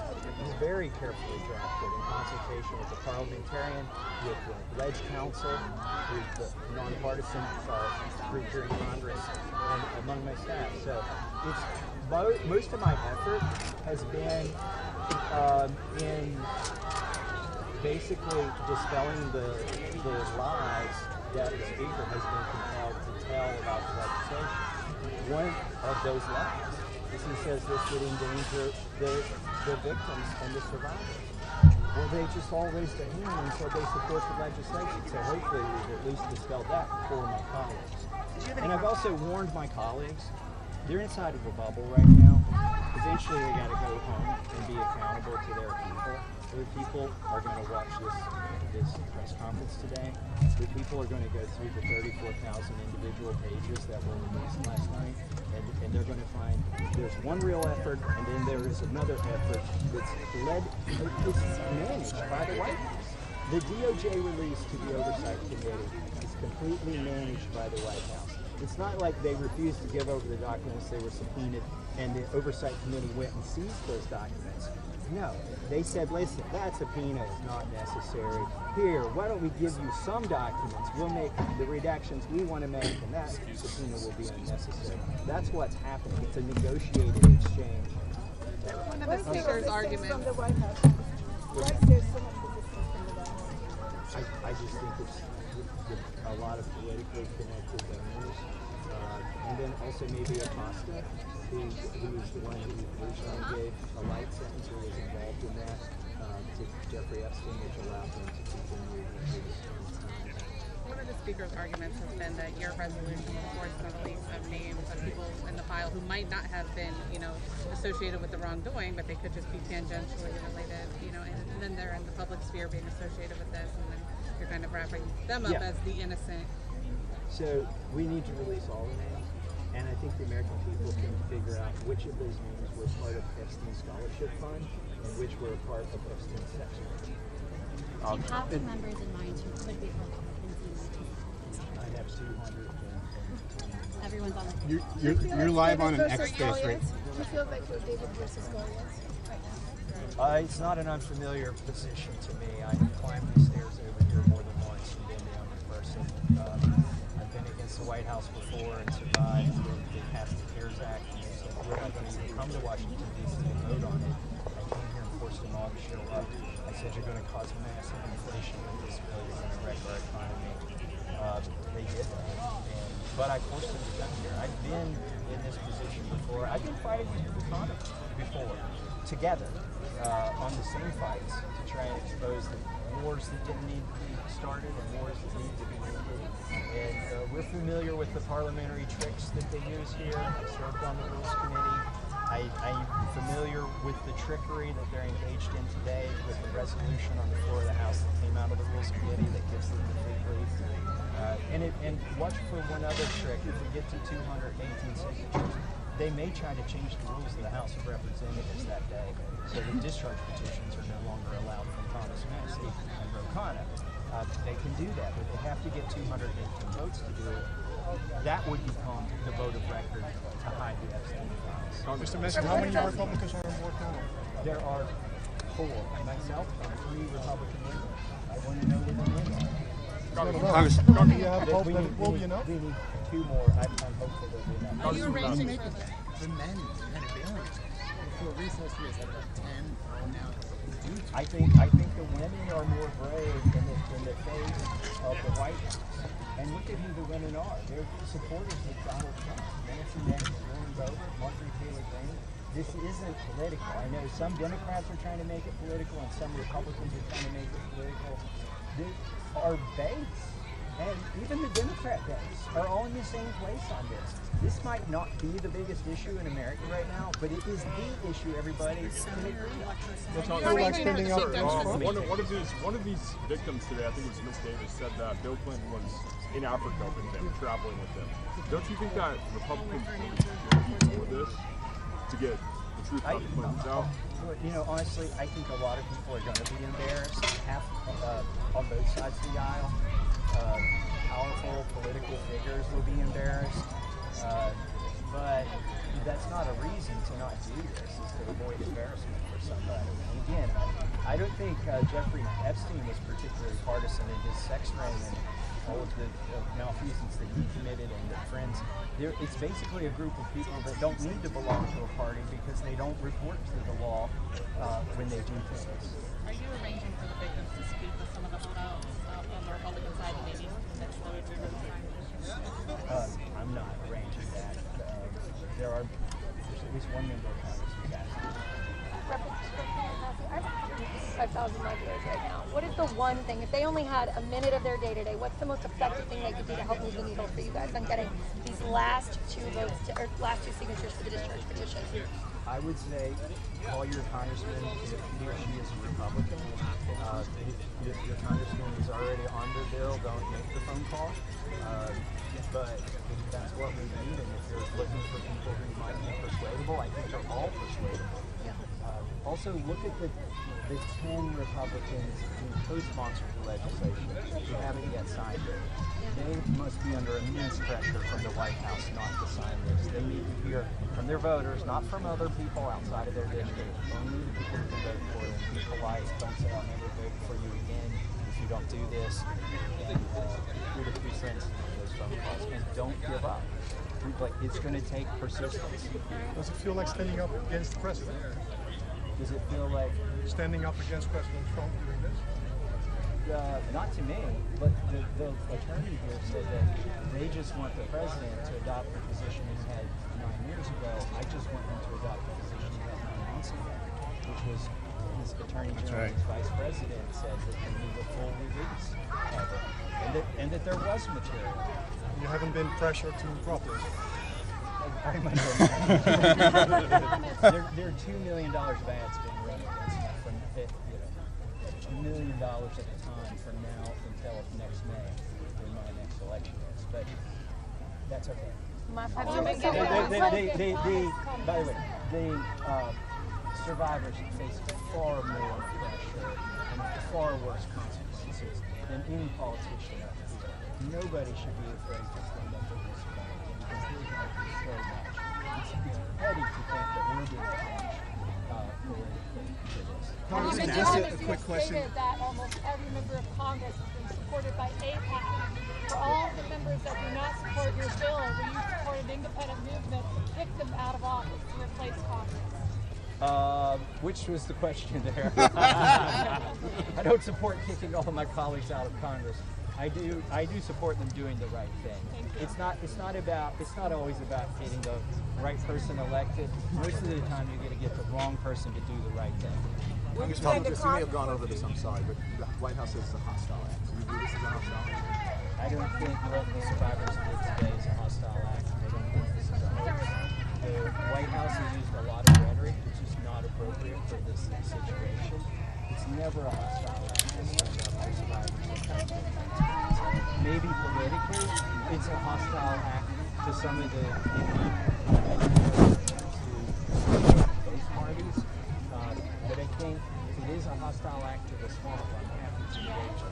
Are you asking or applying any pressure to other Republicans to sign off on this, and if so, who and how are you doing it? I can't apply pressure. You haven't spoken to any of them? I don't apply pressure. The only people that can apply pressure to my colleagues are the constituents, the people who can vote for them. But have you asked them personally to sign off?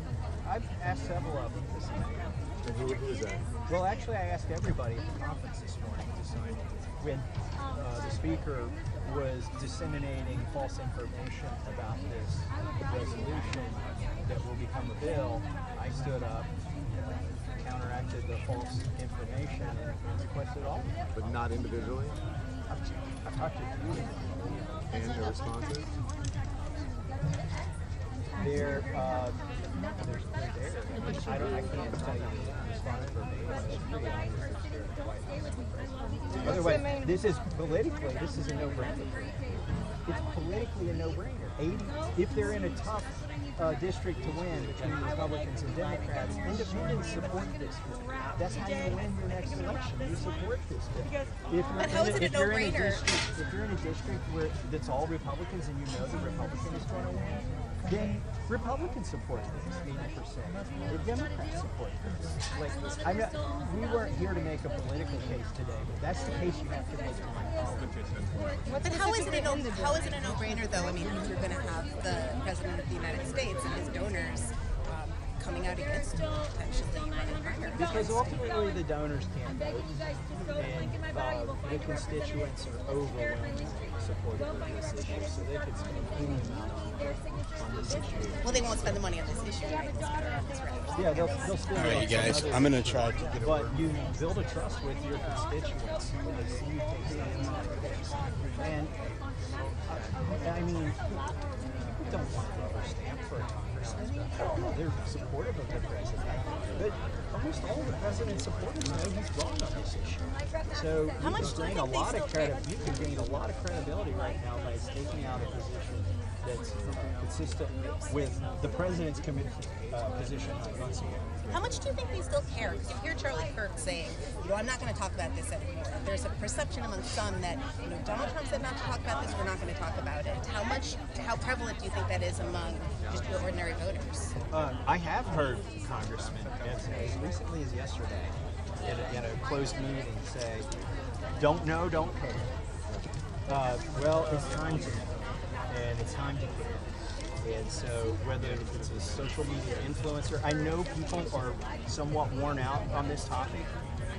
They've heard the Epstein, even the survivors talked about how they don't like it when new conspiracy theories come out that can't be dispelled because there's no release of the files. So the best way, if you're a social media influencer and you're sick of this topic, or if you're a congressman and you're sick of this topic, the best way to make it go away is to release all the. What specifically in the bill is it that they're pushing it? Well, right now, the DOJ is basically investigating themselves. They're curating the release of all this material to the Oversight Committee. The Oversight Committee is only getting what the DOJ wants them to get. And that is why the White House or the DOJ might consider it adverse to them to pass my bill, because my bill would force them to release the material.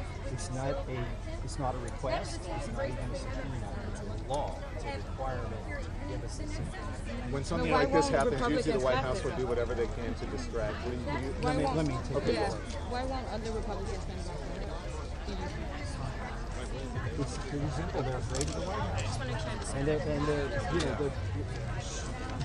There are people at the White House that you communicate with at different levels, and at all of those levels, they are engaged on this. So the Legislative Affairs Department of the White House is engaged on this. Staff at the White House is engaged with staff, members of Congress. The President himself is engaged with members of Congress. You've also got members of Congress running for statewide elected offices, and they cannot afford to alienate the president. Maybe they could take one or two positions that are adverse to the president and still get reelected to Congress, but they feel like that's going to hurt them in the statewide campaign, where they haven't built trust with the entire state. So that's another reason we see some people are reluctant. But you're not afraid of it? Hey, so in 2023, JP Morgan Chase paid $75 million to settle claims that the bank enabled Epstein's sex trafficking claims. Is it possible these documents that Republicans and Trump are trying to prevent from coming out have important information that the banks knew about Epstein's actions? Absolutely. The first rule of any investigation is follow the money. So we got to follow the bank records.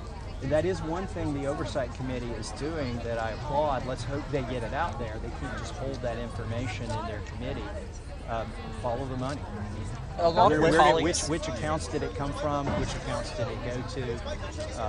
And that's the quickest way to figure out who was doing what. When something this big happens, usually the White House will try to distract from especially this issue. Are you worried that they're going to do that, and what do you think it might do? Well, they've already tried that. The Speaker of the House sent us on recess for 5 weeks early. I meant today, but yes. To try to make this issue go away. Today, they did a flyover of the Capitol. That flyover, I believe, was scheduled after this press conference was announced. And I don't know that they did that on purpose, but if they did, that would be highly disrespectful. There will be no limit to the weapons of mass distraction that the White House will apply to try to make this go away. But the thing is, these survivors have spoken today, some for the very first time. And now there are faces and voices associated with this that will not go away. We heard it from the survivors, we heard it from me. We're not going to let this issue go. And the discharge petition stays live for another 16 months, until the end of Congress. Like, can you imagine just needing 1 or 2 more signatures for 14 more months? People are going to hear this at every town hall. It might not be the most important thing for everybody at the town hall, but somebody at every town hall is going to ask that question. Why didn't you sign the discharge petition? What are you hiding? Thank you for answering. Thank you, Congressman. Are you surprised? I know you talked about the powerful pressure that the White House can exert on them. But the fact that there are two efforts to do this, and your effort actually has the backing of all of the victims, are you surprised that more Republicans are not already vocally on board? Well, I made a tactical mistake. I collected 12 co-sponsors at this legislation for the Republican side of the aisle. When I didn't need any co-sponsors, I was doing it to show that here are the members of Congress most likely to sign this document when it ripens. And now that it's ripened, the White House they have a list. They have a list of 12 Republicans to follow up every day to call people in their district. Yeah, definitely. I'm sure that there are ways to come together. They're surrounded 360 degrees. I expect this is an issue that should bring everybody together. Oh yeah, absolutely. And the news that one of the survivors made today, that there is going to be an effort among them to put together a kind of list of perpetrators potentially. Is there a role for you all to play in that too? And are you going to be working hand in hand with them on whatever that looks like? Well, I was encouraged and surprised to hear that they are going to create a list. Of course, a list is not an indictment. It's not a conviction. It's not even a certainty that that person is guilty. But I think we need to start with the list and find out who on the list is guilty and what crimes did they commit. The most interesting thing I saw that was conceived today was Marjorie Taylor Greene's idea to take that intervention list and read it on the floor of the House of Representatives, because we have speech or debate immunity that's guaranteed in the Constitution. So one of us, and I'd be glad to do the very same thing that she offered to do, to go to the floor of the House and read the list and not suffer any defamation cases or because that's privileged speech. You cannot be sued for what you say. You can't be held to account in any other venue like I have to run back to anything that you say on the floor of the House of Representatives. And 34,000 page document would be hard to release on the floor of the House of Representatives, but a list of 3 dozen names would not be hard to carry to the floor of the House of Representatives and read in 5 minutes, and perhaps read it every day. A lot of your colleagues in the House say that they're on the fence about this bill precisely because they believe that the DOJ has been transparent, that it is being transparent, and the vast majority of the documents already have been released. With what confidence can you say that the tip of the ice, we're just looking at I'm with World Magazine, it's a Christian publication. Okay. How can you say that with a straight face? I mean, I'm just saying what they're saying. Like, I think some of them really earnestly believe the DOJ is cooperating and it has put forward what it does have. I guess my question to you and to the attorneys too would be, what does the public not know about what the DOJ has? You're a reporter, right? Yes, sir. Okay, you have the same access to those documents my staff does. Right. Go look at the documents. You tell me if there's anything in there that would reveal any name of another co-conspirator of Jeffrey Epstein. Anything that might do that, like a flight log, is completely redacted. Their entire page is redacted. So it's on its face, observed. There's no reason to debate the knowable, right? So if this is an absolute certainty, I don't feel like I need to answer the question. But I will give you more evidence if you don't have time to go to the 34,000 files and compare those to what's already out there. I guess the biggest evidence that my bill would release more materials than the DOJ intends to release is the DOJ's opposition to my bill. If my bill is redundant, why are they undertaking all of this political pressure? Why is the president taking on so much criticism and expending so much political capital with independents, Democrats, and his own base on this issue? It's because our resolution doesn't say, pretty please, mother may I see those documents. It will have the force of law, unlike the Oversight Committee. But I am not against what the Oversight Committee is doing. Give it a good team try. Sure. Congressman, I read your bill with Congressman Khanna, and you allowed for the Attorney General, Pam Bondi, to determine that if certain materials may jeopardize national security in some fashion, that those Epstein-related materials or Maxwell-related materials can continue to be withheld. Why give the Attorney General an out given how nebulous those invocations of national security justifications can often be, to say, oh, because there could be some very tenuous connection to something national security related, we can keep this file sealed in perpetuity. Why even include that excuse in the bill? You got to get 218 signatures, and if one of my colleagues thinks that we're going to compromise national security, they won't sign the bill. How can it conceivably jeopardize national security? You have to put that in there if you're going to get them to sign. It's not something I would sit and say, let's put that in there. It's something that when you run the bill past other colleagues and say, can you sign this? And in fact, can you get every Democrat to sign it? It's one of the things that was felt was necessary to put in there. By the way, I mean, they run a risk of criminal prosecution if they try to exploit that as a loophole and violate the law. It's not truly national security. And by the way, we could, let's say they redact something and they say for national security reasons, I'm entitled to go see it. I could go to the skit and I could say, all right, let me see the redaction. And I could say, this is not national security. And I could walk on the floor of the House and say, here's the redaction. I could say it without being prosecuted. And then they might not ever let me skip again. But there are ways around that. But, so, I don't know if you saw it earlier, but I was invited to the press conference by Congressman Khanna. Yeah, I thought you were really rude. How so? Congressman, Representative Luna, in actually connection to that, Representative Luna recently said that maybe one of the main reasons we're not dropping this list or releasing these files is due to connection to foreign entities and foreign intelligence. Is this a domestic issue? Is this billionaire power keeping this from being released, or is there truly something national security? I think it's an international issue. Look, that's not speculation. That's in a court document from Epstein's first court case, right? That wasn't it Acosta who said that there are intelligence reasons, or he was an intelligence. It was above his pay grade or something. Yeah. So that needs to be exposed and would not compromise national security to know that. It might make people less trustful of the government, but we don't allow redactions for embarrassment or things like that. Sorry.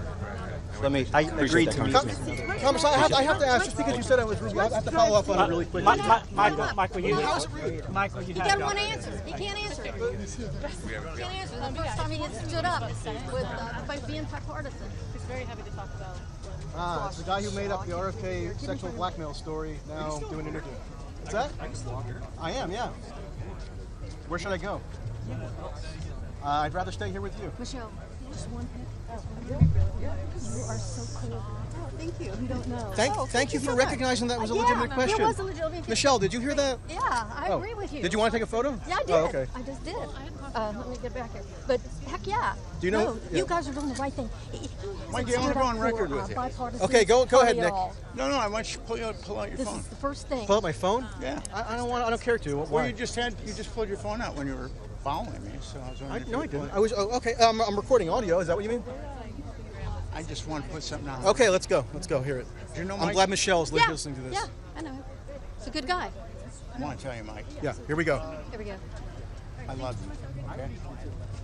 Okay, this is a guy who made up a fake Department of Health and Human Services study to claim that up to 325,000 women and children were sexually trafficked in the United States every year. Take a bath. And I sent him an email asking, can you please send me a source or a citation to this? Because he went on Breaking Point's other shows making this claim. That's got Nick Bryant. He published on Gawker in 2015 the so-called original Little Black Book. He's actually a fraud. Yeah. I don't use that term lightly. I'm so glad you know him. But he's actually a legitimate fraud. He's a fake NGO called Epstein Justice that he's here promoting. God knows what they do with the money. And so, I sent him a very polite email. Can you please, I'll send you the article if you want. Very polite email. Can you just send me the source of the citation for the study that you keep going around citing that says that there are hundreds of thousands of children sexually trafficked in the United States every year? And he says to me, this is almost a verbatim reply. You could find that. I'm sure you can find the information next time you log on to the NAMBLA website. So he's calling me a pedophile. Oh, brother. And so I got really razzed up at that point. I listened to him on some other podcasts. He was on with Chris Hedges, formerly of the New York Times, supposedly.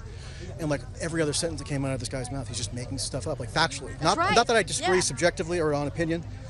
factual falsehoods over and over again. There's zero standards on this story. People call me an Epstein apologist. I don't care about Jeffrey Epstein. I care about mass hysteria. Right, yeah, exactly. I care about the collapse of journalistic standards. Yes. They threw me out of this press conference. I'm sorry. You tell her what happened so I can have a second party tell it. Well, you were just trying to ask your question, and you were doing everything right, and then for no reason he threw you out. I mean, just like that. About because you're asking about Virginia Roberts, right? Who Bradley Edwards represented for years. Yeah. Is it not a legitimate question to ask? Oh no, I'm not saying it's a legitimate. No, they didn't like the question because there was no good answer to it. That's right. Did you hear the question? Right. They didn't like it. Yeah, no, I mean, I to be honest, I haven't gone down the whole rabbit hole. Not many people have. Many people are very low information on this, so they just come and like absorb little snippets. They think, oh my God, there's an internet. Like Democrats met with these people yesterday in the House Oversight Committee. There was a Democratic congresswoman who came out from New Mexico, Melanie Stansberg, and said, oh my God, this goes even deeper than we ever could imagine. There's an international sex trafficking organization now. It's being covered up by Donald Trump and Bill Clinton. I mean, who knows? So it's a moral panic. I'm sorry, and I really, I know. But when you say it's a moral panic, I mean, because and Sarah Rogers is here, who you know. Yeah, I know Sarah Rogers. But I mean, again, I understand. I know at least on the surface level about the discrepancies in Virginia it goes well Roberts. beyond that. But when you say it's a moral panic, Okay. I mean, do you think that like? Just let me give you a little bit on. I would have loved to ask this question as well. Here comes Sarah. And Richard Hanania, who you might know. Oh yeah, you did a thing on Richard Hanania, right? So, okay, so they can vouch for you that I'm not totally crazy, all right? You guys must know each other. We've met. Yeah, we've met. Hey. Nice to meet you. She's probably gotten annoyed with me at times, but I get annoyed with myself, so it doesn't matter. I actually have said that you're one of the few New York Times columnists that were good behavior. Oh, thank you. You and Daphne. Thank you so much. Haven't I said that? Yes, you have said that. Okay, I'm not just buttering you up. We all say pro Michelle Goldberg things in our chat. You're like the only non-totally hysterical liberal columnist. I'm quite hysterical. I mean, You are, but at least you're a good writer. Okay, thanks. Okay, just like so two of the people who spoke today. Did you see the whole thing? There was this woman. No. The quote alleged victims. Sorry, they haven't been adjudicated victims in any adversarial process. Right. So, except if you want to say the Maxwell trial, which I'll stipulate that, but she's wrongly imprisoned. I know that sounds crazy to say, which is true. Anushka Degorgiou, a British woman. By the way, they say all these victims came from like trailer parks and whatnot. She was from a posh family in London. That was how she went to Maxwell's house in Belgravia, very posh section of London. Yeah, I saw the interview. No, they're saying different socioeconomic status. I'm just noting it. I saw the interview. And Annie Farmer. Okay. So they were two of the four victims that testified at the Ghislaine Maxwell trial in 2021. The judge, Allison Nathan, otherwise extremely pro-prosecution, allowed Anushka Degorgiou to testify under a fake name, even though before the trial she had given press conferences. She went to the courthouse in New York City. She had done an NBC News interview with her real name. The judge still so pro-prosecution, she allowed her to testify under a fake name, supposedly to protect her safety. Even though they never established how her safety could be threatened. By the end of the trial, the judge said that Annie Farmer and Anushka Degorgiou could not be considered by the jurors. This was like a formal jury instruction to the jurors. The jurors were not to consider those two victims as having been subjected to any, quote, illegal sexual activity for the purposes of convicting Maxwell. So in other words, they were not sexual abuse victims legally, sorry I spit, according to the judge. So that's huge context, right? I mean, of course nobody's going to mention that here, because then you're re-traumatizing victims or something. What's your overarching theory? My overarching theory? Okay, I'll give you the overarching theory. Wait, I try to articulate in a nutshell what I think Michael's theory is. Yeah, go ahead. If I'm wrong, I think Michael's theory. Does anybody is have that, some water? I'm dying. Yeah, I have to go get water too. I'm gonna pass out. I think his theory is that even though Epstein kind of may have been a creep, and there's like evidence that that girl was, groomed from the Mar-a-Lago spa, that there's not a lot of evidence of child sexual abuse. Oh, thank you so much. And that there's no evidence of pedo blackmail conspiracy. I'll give you. I'll take the first drink. I'll do a sip off my lips and I'll give it to you. That's okay. Thank you so much. Well, I'm not sure I can manage that. I met my hero, Michelle Goldberg. I watch her every night. I start at 6 with all of them. Lawrence O'Donnell, and I love you. You're so cool. This lady was defending me. Yeah, you're so calm and you speak so well. And she wanted a selfie. Every point you make, any intelligent listener would say, "Yeah, I get it now because you explain it." Thank you. And I really mean that. Thomas Massey said I was rude, and then Thomas Massey said I was rude, and you yelled and defended me, right? Yeah, I did. I said no. Let me me tell you, these Republicans, you got to stand up to them. You got to yell at them. And I don't know what's up with Massey. Ask a freaking hard question. Massey's like some Me Too activist now right? or something. Republican? He is. Yeah. Believe women. They can't answer. So I'll give you my base. I'll sketch out my basic theory. I mean, it's hard to kind of distill. It's very complex. You know, it's insane. Here's my elevator pitch at this point. I say that approximately 90% of what people think they know about this whole Epstein story is either wildly exaggerated or outright fictitious. And there's 10% that is much more legitimate. You can get into the 10%. It has to do with the Palm Beach girls that in the early 2000s who were like recruiting one another. Actually, one of them spoke today, Haley Robson. Yeah. Do you know that she basically admits that she recruited girls in her age group? Well, she spoke about it. I know, but she also told them to lie about their ages. Oh, okay, she did that. Read Julie K. Brown's book. Yeah, I've read her book. Yeah, it's in the book. But that's kind of, how is that inconsistent with? No, it's not inconsistent. I'm just saying, well, it's just like a factor here that if you just cast these people as just generic victims, it gets lost. So, but here's just to, sorry, give me two more sentences and I'll let you go. So here's the main exaggeration that I'm contending is essentially fictitious. It's the theory that Epstein was orchestrating a massive child sex trafficking operation that he was enforcing by blackmail to entrap legions of prominent men and then blackmail them essentially. There's virtually zero credible evidence for that anywhere ever. It all stems from Virginia Giuffre, who this Bradley Edwards character represented, got probably $30 million for her from phony settlements. And I asked a question about it. It was a pretty straightforward question. Maybe you think I'm aggressive or annoying, fine. But like, it's a legitimate question and they just wouldn't answer it. Right. And then they threw me out. So what does that tell you? That tells you they're afraid. Ro Khanna's staff invited me to come to this. That's what Laura. Well, I also kind of, I also think it's a difficult question to ask when her brother is here sobbing. Sorry, I got to ask difficult questions. It's a political event. It's a political press conference. Yeah, that's the kind of problem with all Lawrence of this. O'Donnell says to ask the difficult Do you know that questions. the brother, they're first brothers, stepbrothers. Do you know that they're involved in a probate dispute in Australia right now over her $30 million estate? No, I and they're going around doing this PR offensive right now to bolster their case in Australia. That doesn't get mentioned. So so what is your theory then about, and I have kind of no theory, I'm completely agnostic about this, but what is your theory about why they are refusing to release these documents? It's a few reasons. Okay, so people conflate what they mean by Epstein files. Some are controlled by the judiciary. So you got to petition Judge Berman and another judge, whose name I forget, in the Southern District of New York. There's also a judge in Florida. There might actually be one or two in New Mexico or the Virgin Islands, but definitely it's mostly New York and Florida. And they're keeping items under seal because they're invoking the privacy concerns of purported victims.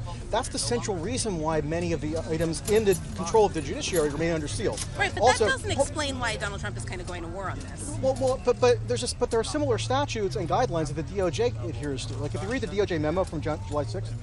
And so you think that Donald Trump is like whipping against this bill because of DOJ guidelines? Is he whipping against it? I actually don't know. I mean, that's what Massey certainly said. He may well be. I don't know. No, Trump doesn't care about DOJ guidelines. Right, obviously. Trump knows that if anything comes out that even tangentially connects to him, it's politically radioactive, even if it doesn't incriminate him, right, or prove that he did anything wrong with a minor sexually. But it doesn't matter. It's taken on a life of its own politically now. So that's why he calls it a hoax. That's what I think. He doesn't want that birthday book out because he knows he sent the card. So what if he sent a birthday book? I know, but the evidence of him palling around, probably going places and doing things with these. I mean, it is funny that all these guys would like insistently wink at each other for years and be like, Jeffrey really likes young girls. Yes, they all knew it. They were all participated. I think yeah, he had lots of young girlfriends and stuff. And there was the period in Palm Beach where he didn't check ages. All rich men are attracted to young women in the sense of like 25-year-old Victoria's Secret models, and people don't rib each other like, oh, there he is with his super young girl. Yeah, because it's not devious. It's like, there's probably, he liked teen masseuses, maybe.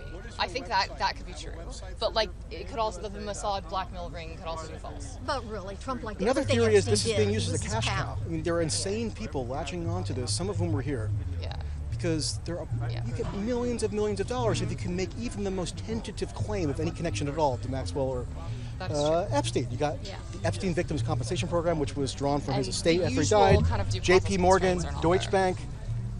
It's hundreds of millions of dollars. I have to get my training in it. Why do you think all of these extremely rich men were having Epstein manage their money?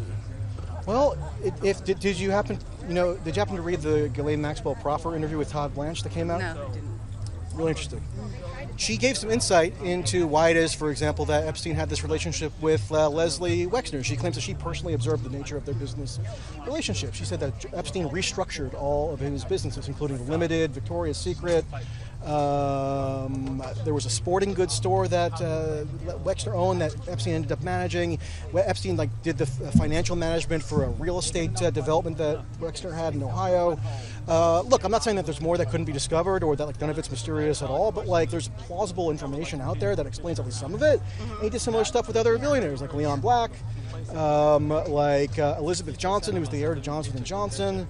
And then he had his own sort of ventures. So I just think that, sure, I would love to have every penny of his wealth audited forensically, but it's not as though there's no information. People just kind of want there to be no information so it can fuel their speculation. Well, and right? these well-to-do famous people now are embarrassed now because this may come out on them because they're involved and they don't want their name out there. And Trump doesn't want it out there. Okay. But I could talk forever about this, so feel free to email me or call me or something. Who are you on most? I know you're with Ari and Chris Hayes, Jen Pesky, Lawrence. No, I'm not on Lawrence. I can't stay up that late, to be honest. But I don't know. I think I'll do Ari tonight. Great. But thank you You so don't want much. to stay for abundance or any of that? No, I want to get. The first day of school is tomorrow. I gotta get home. You're so good. You're All right. so good. Oh, well, thank you. Good to see you. Ma'am, I have to interview you because I need some witness to. Yeah, let's. Just give me 5 more minutes. So, ma'am, you saw the interaction at the press conference. Yes. Sorry. So, ma'am, you saw the interaction at the press conference. Just explain it from your perspective and what you perceived. Well, my perspective was that they kicked you out of that press conference for no good reason, for just asking a question that they didn't have the answer to, and they didn't want to answer. And then Massey here wouldn't answer you and said you were being rude, and it was false. You did everything right. You did what reporters should do. You ask a hard question, and not these little easy questions that they want or that they talk over you. You continued your conversation until he literally had to leave, walked away. So stand up, and I say do it every time. And did you know that when I was what happened at the press conference is I asked the question, Bradley Edwards, the lawyer, says, we're not going to answer that. They move on. And then Ro Khanna interjects. Yes. He comes and addresses my question, addresses me. Yes. I respond to him. Yes. And then that's taken to be some kind of disruption, even though he initiated the exchange it. with me, right? Yes, he initiated And then it. Capitol Police come and say, I have to leave or are escorting me out. Right. But at the same time, Ro Khanna, I see him gesturing, no, you don't need to throw him out. No. And they threw me out anyway. Did you see that? Exactly. And Ro Khanna was trying to save you. Yes, Right. he was trying to help you, and they threw you out anyway. Isn't that Totally crazy? unfair and totally prejudicial. Yeah. Thank you. That I love you. What is your name? That should have never happened. Diane Wallace. Where are you from? I'm really from West Virginia. Oh, okay. Yeah. but I need to give you a hug because thank you for being a witness today. Oh, you're welcome. And I live here now. Oh, okay, in great. D.C. Well, but thank I'm you a so former much. teacher. Yeah. Thank you so So much. you did great, though. I appreciate it. Yeah. Civil unrest is what's going to happen. And you keep it up because we need these pussyfoot right. questions that Exactly. people ask are not, especially in They those don't press challenge on conferences. anything. They don't It's so challenge him. embarrassing. And you saw when you challenged him, he didn't know couldn't know what to anything. say. Anyway, he left. And they don't know things. That's Massey right. just said something that was wrong. I could have corrected Yes. him. I could have interrupted and I could have been rude and interrupted him. I chose not to. But it was this whole thing about Acosta and the club. You know what I'm talking about? Yes, and you could have interjected. I could have You're interjected. wrong. And you know, They don't know anything. They don't. They're latching on. So I understand the political logic, right? Massey is running in a primary that Trump's going to oppose him on. This is Finally, a politically good. salient issue. No, I actually I admire him on some level because at least he's not totally subservient to Trump. For right now, he Yeah. used to be so Well, subservient, but yeah. now he's standing up for this bipartisan. But kudos. it's a But- good issue for him. It'll get him donations. Yeah, right. It's a good issue for him politically. Yeah, right. And same with Ro Khanna. who And wants it's to run about for president. time. And Ro Khanna's always been good like that. What's your name, honey? Michael Tracy. Michael Tracy. Yes. And you're a reporter? Yeah. Mostly for Substack. You look me up. Oh, I work for the Substack. places. Yeah. Or look me up on. What'd you say again, Michael? Michael Tracy. Michael Tracy. T-R-A-C-E-Y. T-R-A-C-E-Y. Yep. T-R-A-C-E. Well, nice to meet you, All right, Michael, you too. and Thank keep you. doing what you're Thank doing. you so much. Hi there, how are you? Which one?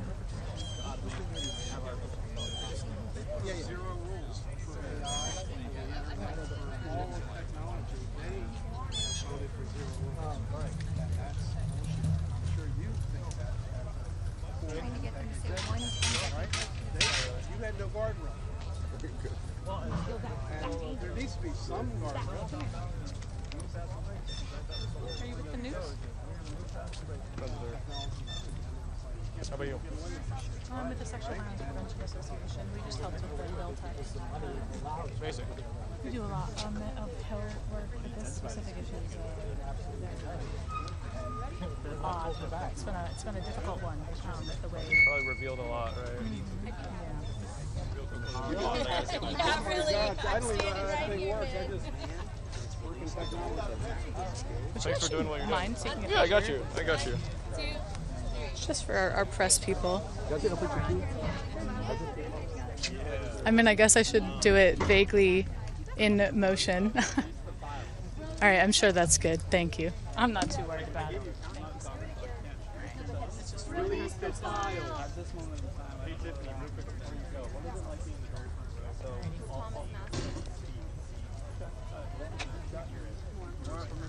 I'm just asking you.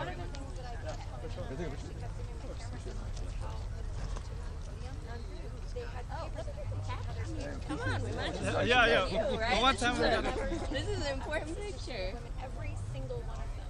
When I What's your name? Mo. Mo. Gabriel. Gabriel, nice to meet you, brother. Just visiting. You live in town? I live in town. I've been here my whole life. No way. Yeah. I hadn't been here since I was 9. Since you were 9? I just said that walking up here. I've been here my whole life. Can I tell you something? I have never seen a police presence this big. No? Right, same. I've been My life. I've been here my whole entire life. I've never seen a police presence this big. I'll tell you, the biggest one I've ever seen was in Chicago at the National Convention. Yeah. I'm walking with the protesters, and on each side we have police for about a half a mile as we're walking down this one street with the bridge over us. It was wild. This many police? More than It was probably Michigan Avenue. You were walking along the river. Yeah. I've been to a lot of protests in the city. Mm-hmm. And I can swear to you, I've never seen this much police. You may laugh when I say this, it's sad. But they won't have Even on January 6th, there was not this many police officers. Afterwards, yes. Yeah. But while it was happening, Yeah, I heard her say this is the biggest press conference they've had out here in 5 years. How do you feel about that? did you see all the police officers on Well, the street? I'll give you context. So I was supposed to be here for that, right? But I came early, an hour early, and I haven't been here since I was 9. I started recording what I thought was going to be the press conference, and it started early. It turned out to be the rally. So by the time I got over here, they weren't letting anybody in. So I'm right here on the edge of this gate. I have people here that are recording and that I'm in support of. So, unfortunately, I wasn't in the thick of it, but We got a lot of great footage of you, But- and with your permission, we can release it. Of course. Well, I need to catch everybody's names. My name's Simi? My name's Courtney. Courtney, Pleasure nice to to meet meet you. you. Gabriel? Cheryl, nice to meet you. Well, where do I see this footage? Well, we have a couple different platforms. Yeah? Twitter. Are you on Twitter? A little bit, not enough to be. We had a correspondent here live from Twitter. Yeah. You have a card or something? I do. Because the people there, you can get on, talk to them directly. Yeah, it's have engagement. Conversation. It is. That engagement is priceless. It's not direct. like Instagram. It's not No, like of course. And I value that. So, like, the thing is. So if you're trying to start a grassroots, that's the way to go. Yeah, my presidential run, the reason why I was able to accomplish what I did with $1,000 is because I used social media, right? Because I didn't have the ability to go around from place to place like all the other candidates, so I had to use what I could. And then at that time, my partner was also deployed out in the middle of Jordan, so we had 3 dogs, so I constantly had to make decisions about how much time can I leave them with somebody and then be on the campaign trail. So, I think I could at certain platforms, but Twitter was something I never had time to develop. So I got TikTok, Instagram. Gotta run. With a lot of good followers, but outside of that, Twitter is something I really want to spend more time and effort to, because I understand that value. Being able to directly engage great. There is the throttling of engagement and stuff like that. But when you get on spaces, your voice is heard. Yeah, People can ask you questions. I saw that often. But I do have to go. Well, thank you very much. So nice to meet Appreciate you you all. taking the time to speak to us. I see you carry a passport with you. Yes. Yeah. Hey, Mo. Yes. Nice to meet you. Nice to I'm meet you Courtney. too. No, nice to meet you. Nice to meet you. And that's my partner, Sydney. Okay. Yeah. You guys post on. What do you guys post on? Okay. Yeah. Not just a pretty face, thank you. Oh, okay, okay, okay. So he doesn't want it. Yeah, I can only imagine. Of course, Yeah. of course, of course. Such, so, I'm just talking about the back end. Yeah. At least you got some footage, though. No, I know. I'm You got some totally video. stoked. It's my day off. This is the time I tell everybody. I'm a manager. Yeah. Oh, damn. What else? Exactly. I was telling my wife earlier, like this.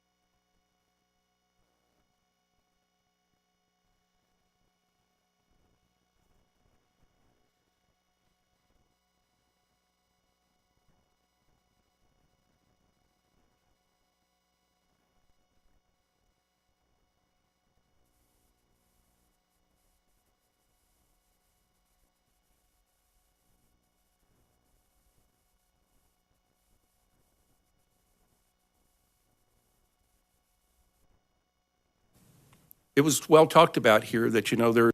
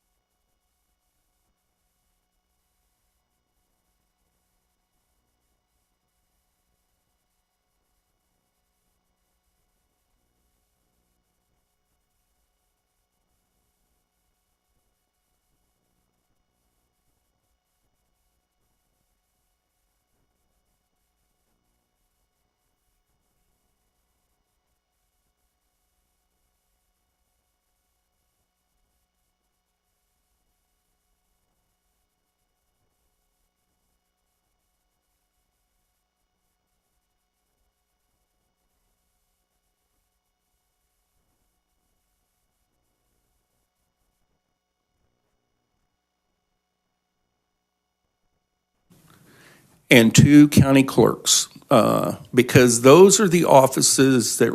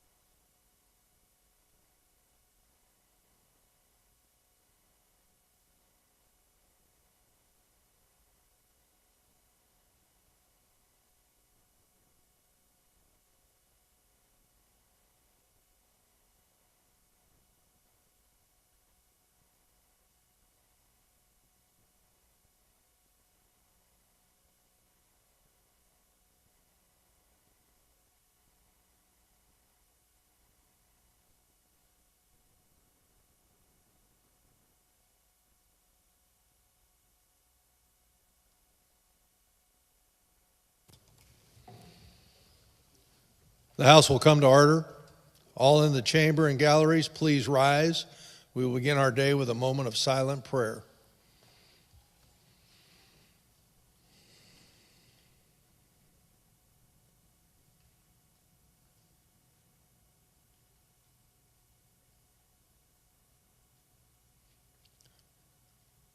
Please remain standing for the Pledge of Allegiance.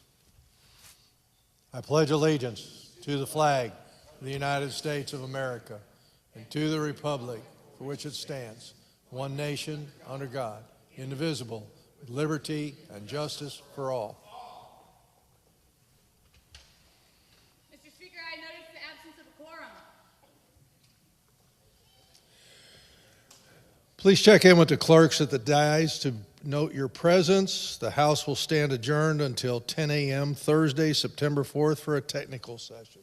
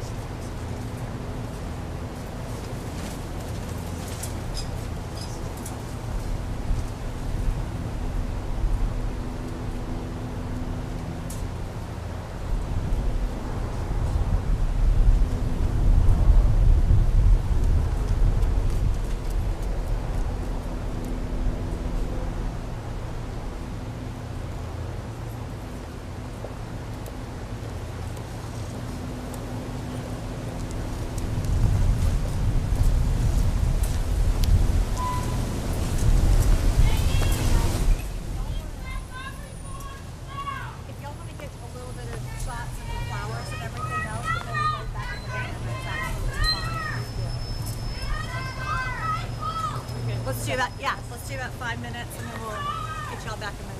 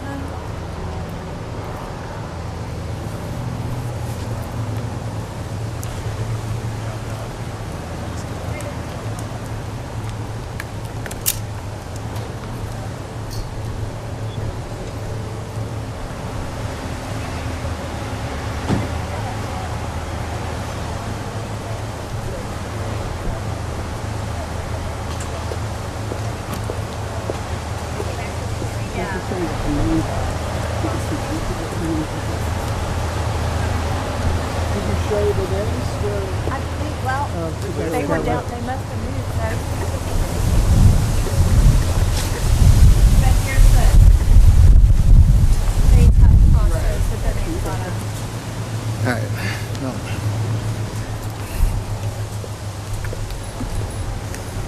I want to get the sidewalk.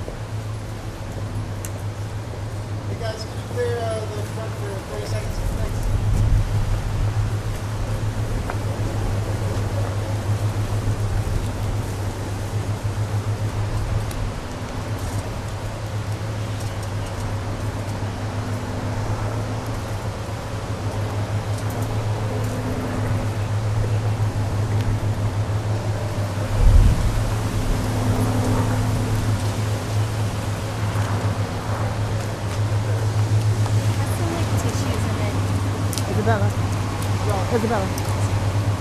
Yeah, you're gonna move. Okay, let's load back up in the cars. We're going to reposition them.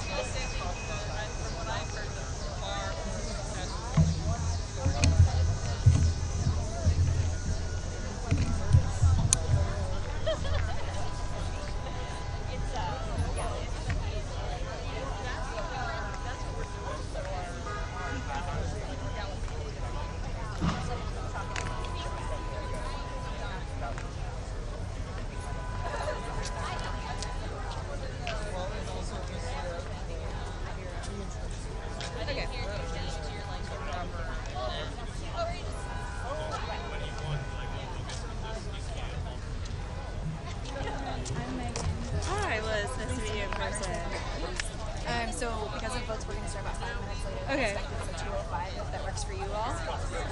Just make sure you can get here on time. We have the podium poster, so you have yours. We're going to talk about my members as well. Okay, awesome. Is there anything else? No, not really. We have military.com here, Military Times. The camera, one of them is for all of networks. Okay. Hey, of course.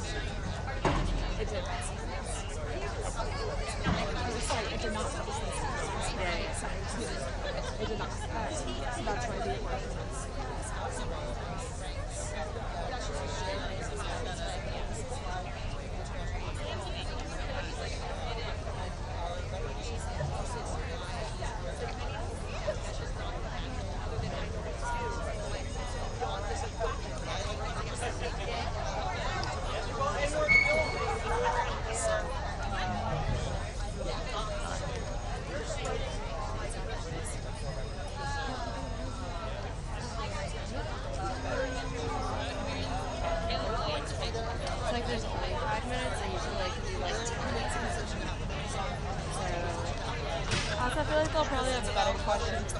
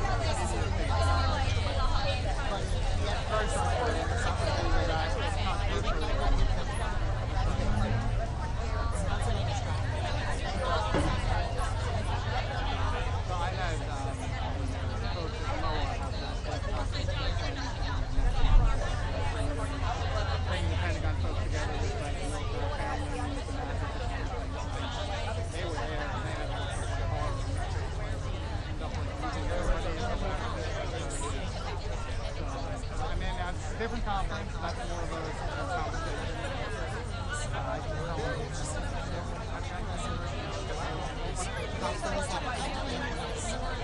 Could have all these people have booked around that. They could have given us 48 hours now.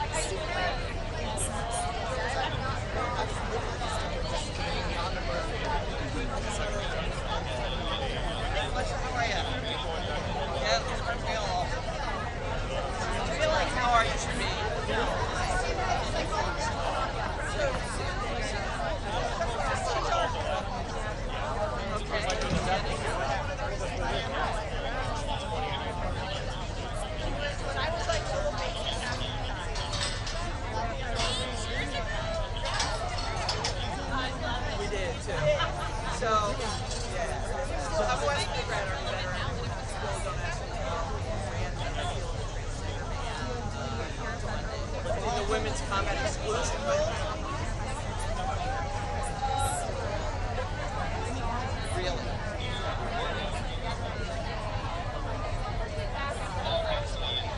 So we got great. I basically constantly on my part and stuff, and had great success.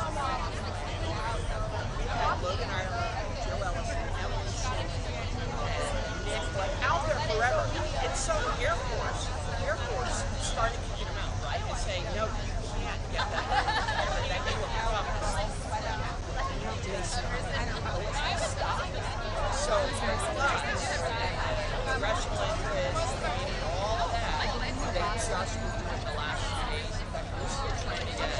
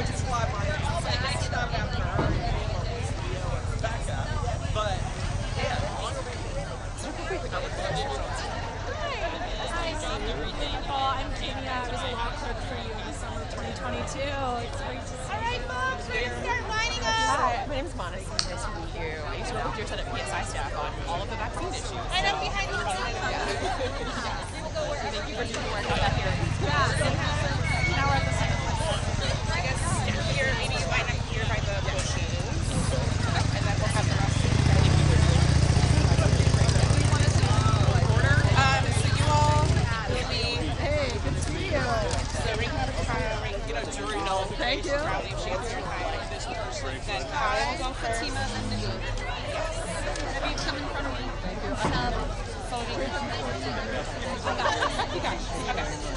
So it's going to go Kai, then you, and then Naveed after you. Okay. Yep. Thank you. All right. And then, we have sequences that can sit down and hey, thanks so much for coming out. Nice hat. Thank you. Yeah. I think we'll have you guys like a little bit closer. Hey man, good to see you. And going out. Yeah.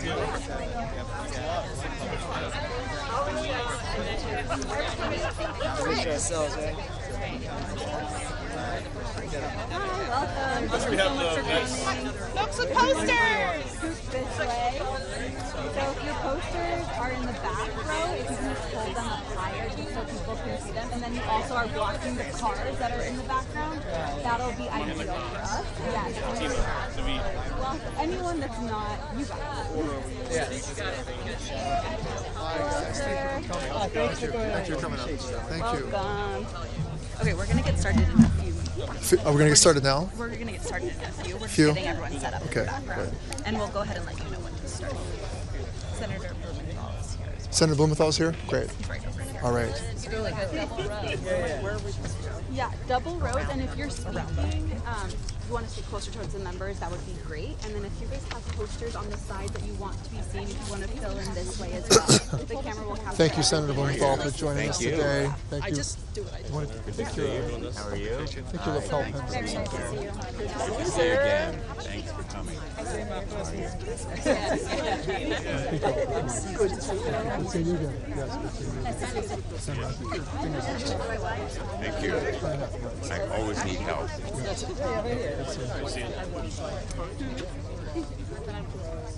How are you? All right. Elaine, tell me when to start.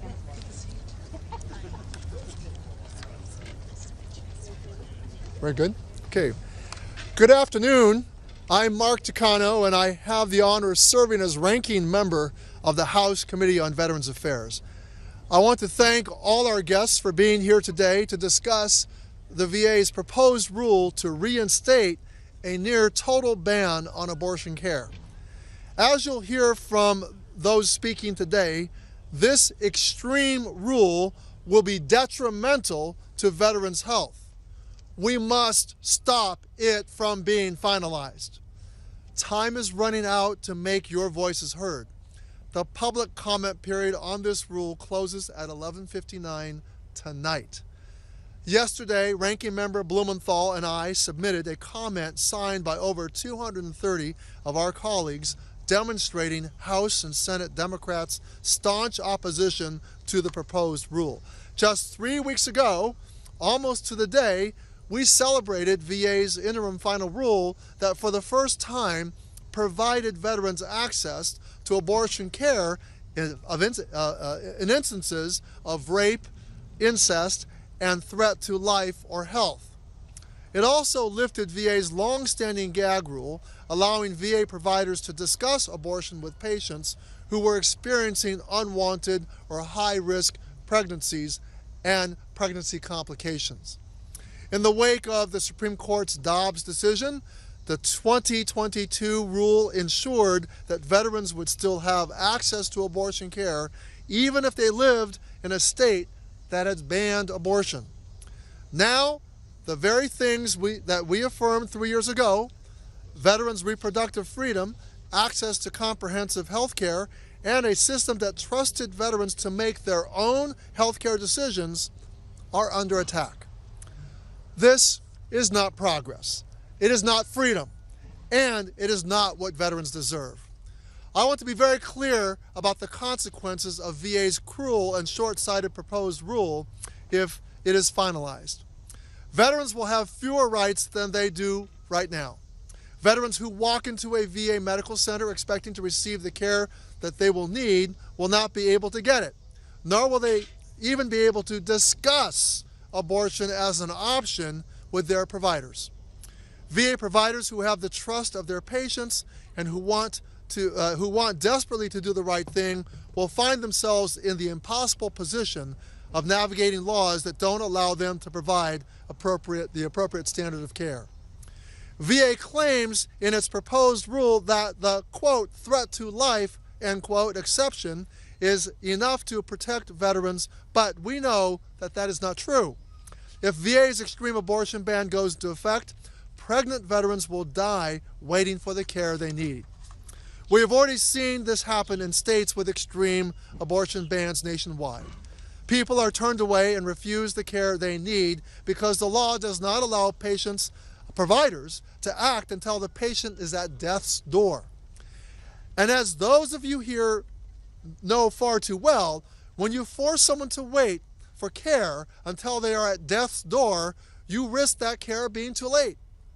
We cannot and must not allow VA to force veterans and VA providers into the terrible position of being forced to decide if a veteran is close enough to death to have an abortion. Worse, VA's ignorant decision to remove the threat to health exception in this proposed rule fails to consider veterans' unique health needs and their freedom to make personal health care decisions that are right for them. Veterans have already sacrificed their mental and physical health to serve our country and have a much higher rate of complex health conditions such as post-traumatic stress disorder, severe hypertension, and renal disease, conditions that can increase the risks associated with a pregnancy. Treatments for these conditions can often cause birth defects. Without access to abortion care, women may be forced to cease their own health care treatments to sustain a pregnancy. We have made a solemn promise to honor veterans' service and ensure they receive the health care they have earned. Veterans with service-connected conditions should not be put in the position of being forced to set aside their own health care needs. And yet, this extreme abortion ban would leave veterans without access to care and without options when their very health is at stake. The people gathered here today understand that the health of women veterans matters. Prioritizing their health means that every veteran in every circumstance gets the care, information, and support they need. This proposed rule would allow the government to interfere with health care decisions that should be between a veteran and their provider. Veterans fought for our rights. Now it is our responsibility to fight for theirs.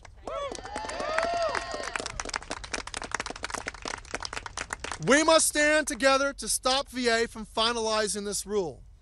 I'm pleased to be joined by many of my colleagues and leaders from organizations who have worked in this space for decades. They are here today to stand against this proposed rule. Thank you for all you do for joining us today. And with that, I want to recognize my friend, Senator Richard Blumenthal, ranking member of the Senate Committee on Veterans Affairs. Senator. Thank you. Thank you so much, Representative Takano. You know, I have been in this fight since Roe was approved by the United States Supreme Court. Before I became a father, before I became a grandfather. And now, this fight is very personal to me and to all of us, having two sons who are veterans. One, a Marine Corps combat infantry officer in Afghanistan, the other is a Navy SEAL, who believes strongly, as I do, as you do, that women's rights are human rights. Women's reproductive health care is health care in this country. There's no getting around that basic fact of life unless you are Collins and Trump. And you want to roll back the clock and revert. And that's the word they use. We're going to revert to a prior rule. Well, there was a time in this country when no women served in the military. That's where this administration wants to go. There was a time in this country when no women received VA health care. That's where this administration wants to go. There was a time in this country that no veteran received health care. They want to go back, and this is another step in reverting, rolling back, reversing progress. We are not going to let them do it. We're going to fight it first with the comment that we submitted. More than 230 of our colleagues joined us. 42 from the Senate. And then, if they are cruel and stupid enough to adopt this rule, we'll fight it on the floor of the United States Senate with a congressional resolution that says you can't trample on reproductive care in the United States for our women veterans.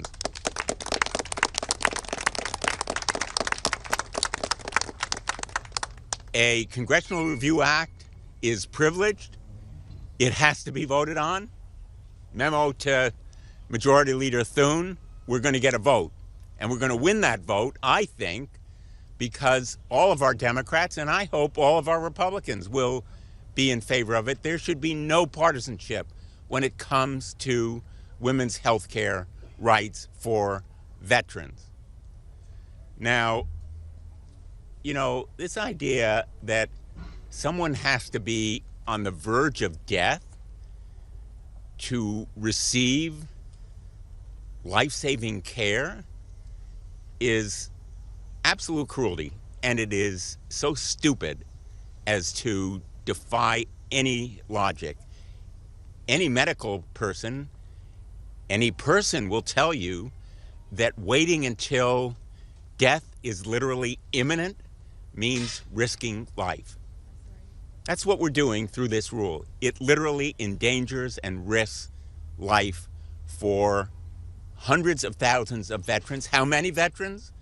To be exact, 462,000 veterans, women veterans across the United States, 2,600 of them in Connecticut. Their lives are put in danger. Their futures are on the chopping block. Their choices are denied. And let's be very clear-eyed and blunt. Sexual assault in the military is still rampant. Victims of sexual assault in the military become pregnant, and then they are discharged, and then they are veterans who will bear the child of their assailant if they are denied this kind of care. That is absolutely repugnant to any sense of fairness or justice. And here's something else to consider. Women in prison who are covered by the Hyde Amendment actually have more rights than women veterans. Yes, because this proposed rule says that even if you are a victim of rape, you're going to be denied reproductive care and abortion rights. And if you're in those states that make abortion illegal, which is about half of all the women veterans, 232,000, you can't get an abortion anywhere that's close to you. So a woman in prison has more rights because she can get reproductive care if she's raped than a woman veteran who is denied it under this proposed rule. That is absolutely unacceptable to anyone in this great country. So I am determined to fight this proposed rule. It has not received the attention it deserves. What it really deserves is to be abandoned, as I hope it will be, because we're going to fight it even before it's a final rule. The comment period ends today. From this day forward, make no mistake, we will fight it in the Congress, we'll fight it in the courts, we'll fight it anywhere that's necessary to preserve a woman's right over her own body and protect a woman from the effort of this administration to make them victims of their culture wars. The VA used to be about politics. The VA used to be a place where people would go and receive health care based on their needs. They've served and sacrificed for their country. They have fought for this right. The VA is breaking its promise. It's betraying a trust. And we can't allow it to happen. I thank all of the veterans who are here today, all of the advocates.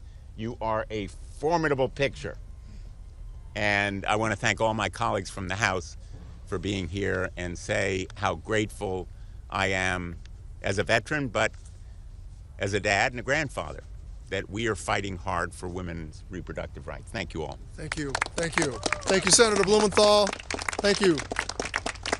I now want to hand the podium over to my longtime colleague, a classmate, and someone who sits on the Veterans Affairs Committee as the ranking member of the Health Subcommittee. Please welcome Congresswoman Julia Brownley. Thank you very much. Thank you, Ranking Member Takano. And I thank all of you for your continued fight for our nation's veterans and their families.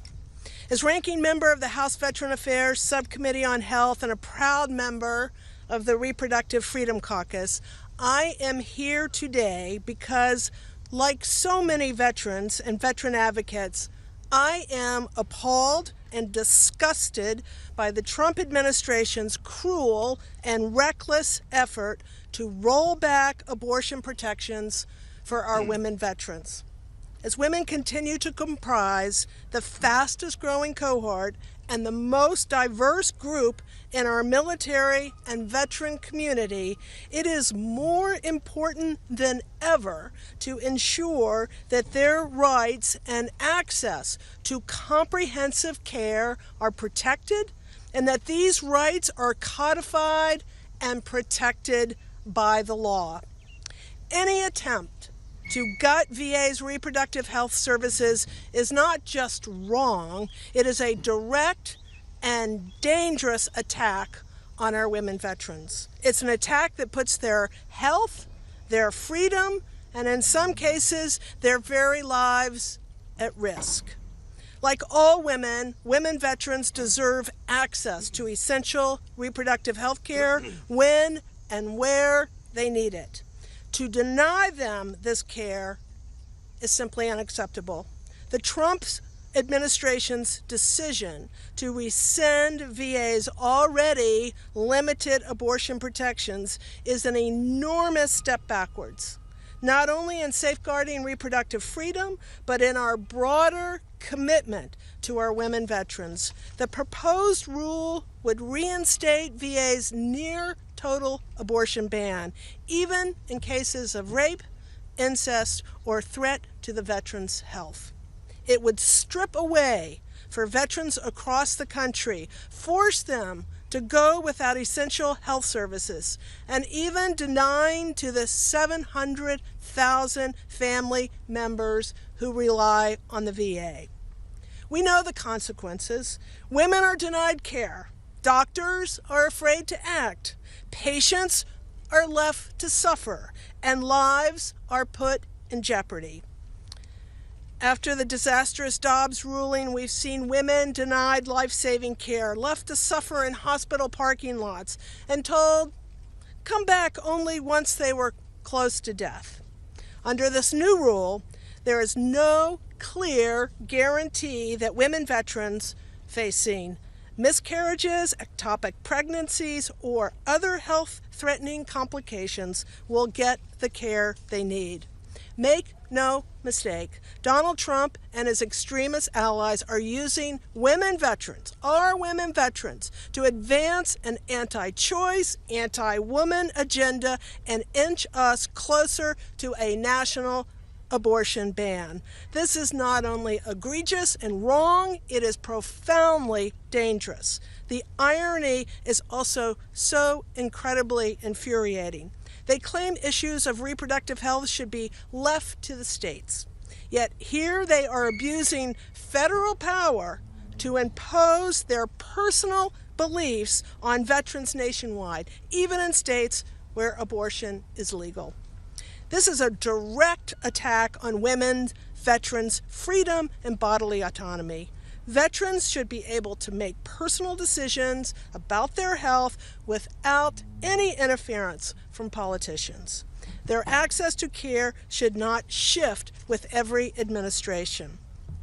That is why I introduced the Reproductive Freedom for Veterans Act, a bill that will protect abortion access at VA once and for all, ensuring veterans are not subjected to the political whims of whoever happens to occupy the White House. Veterans fought to defend our freedoms. They should not have to fight again for their own health care and their own freedom.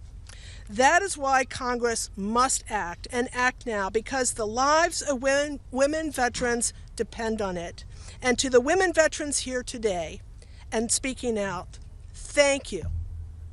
Thank you not just for your service in uniform, but for your continued service as advocates. Your voice is more powerful than ever, and I promise you, I will continue to fight by your side until reproductive freedom for veterans is not just a policy, but it is the law of the land. Thank you.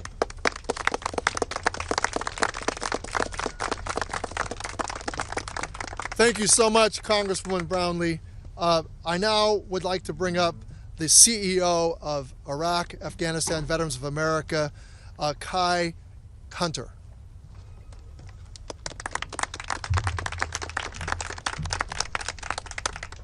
Thank you so much, Ranking Member Takano, Senator Blumenthal, Ranking Member Brownlee, and all other members that are standing here, and most importantly, my fellow advocates and veterans that are here behind me.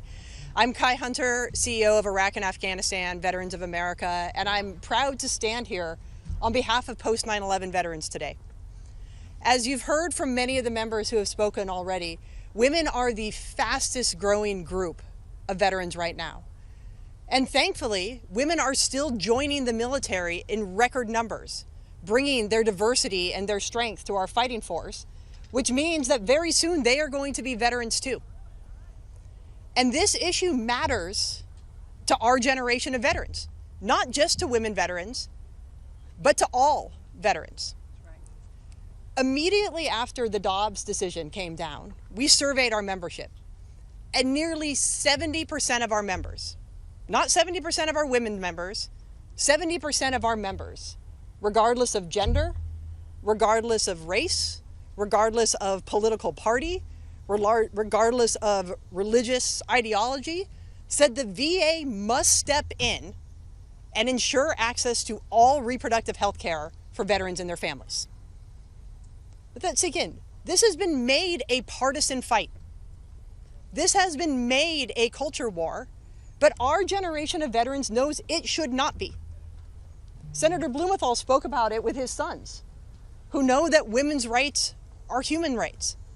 For all of us who served downrange in Iraq and Afghanistan, we were told that was one of the things we were fighting for.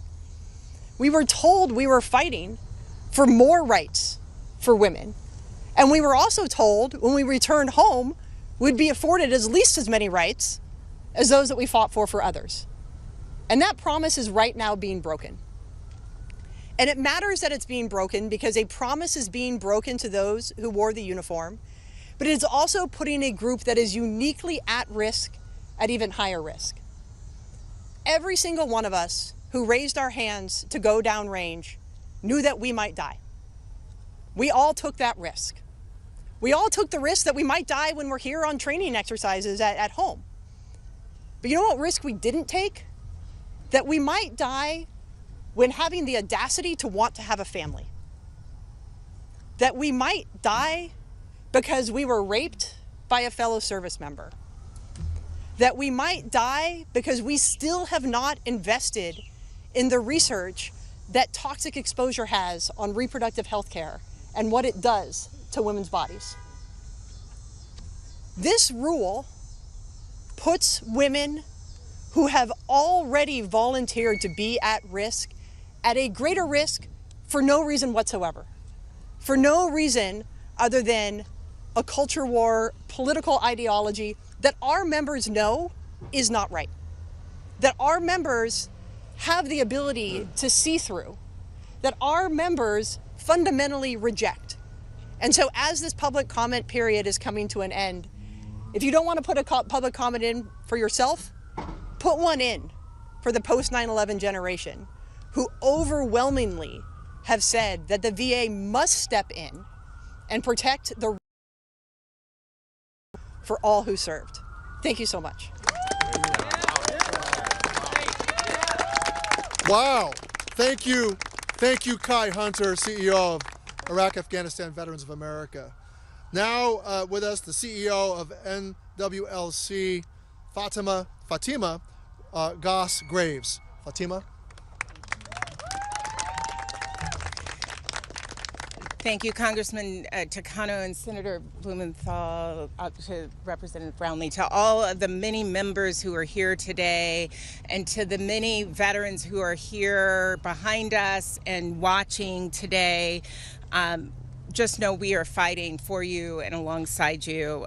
My name is Fatima Goss Graves. I'm president and CEO at the National Women's Law Center.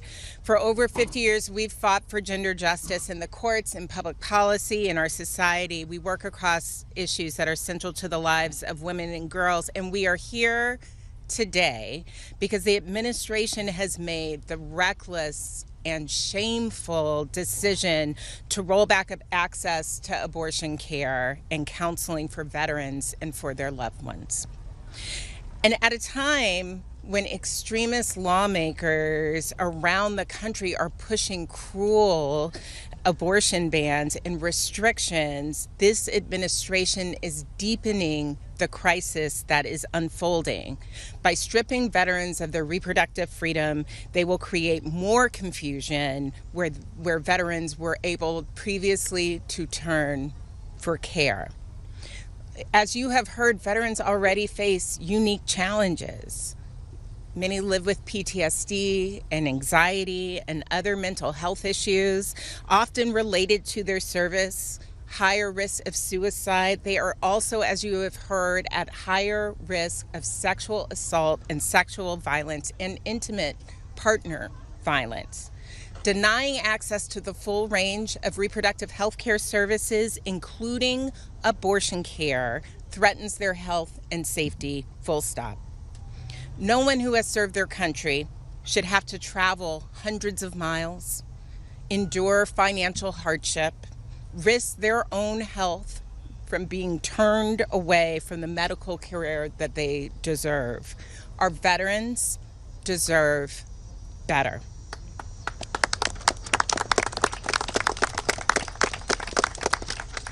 Survivors of sexual assault who will be abandoned by this system, they deserve better.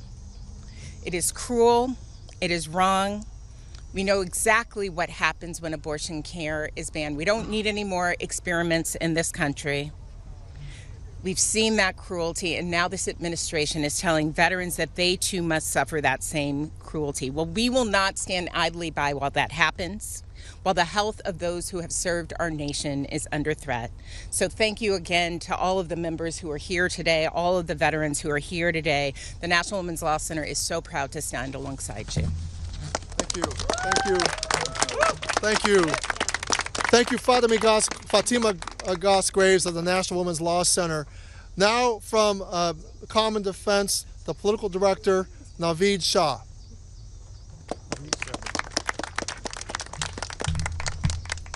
Good afternoon. Senator Blumenthal, Senator Takano, or Representative Takano, esteemed guests and colleagues, thank you all for being here today. I stand before you to address a deeply concerning proposal from the Trump administration, a rule that would ban nearly all abortions at the Department of Veterans Affairs facilities, even in cases of rape and incest, and prohibit VA providers from offering abortion counseling to our nation's veterans. This policy, if enacted, would strip critical health care access from millions of veterans and their families, particularly women who have served our country with courage and made sacrifices to do so. Over the past month, Common Defense's membership has mobilized in response.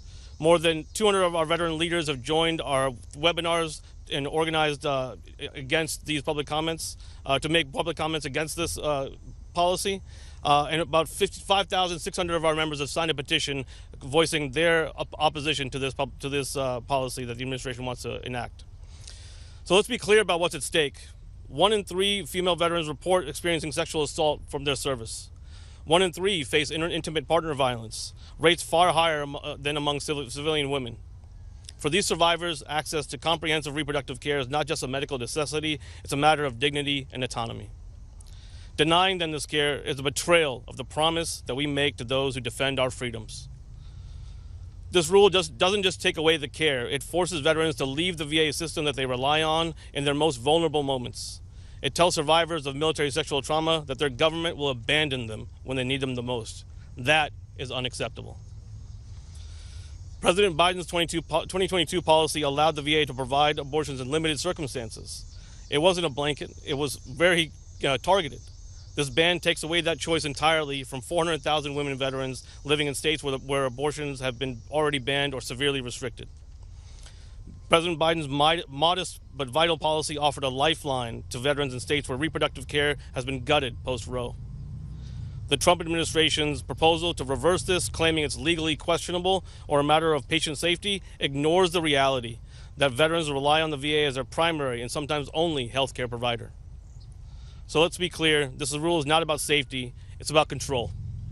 It dismisses the expertise of doctors and healthcare providers and the lived experiences of veterans like Ash Wallace, who after surviving a life-threatening pregnancy complication was denied the reproductive care that she needed by the VA and forced to pay out of pocket to protect her own health.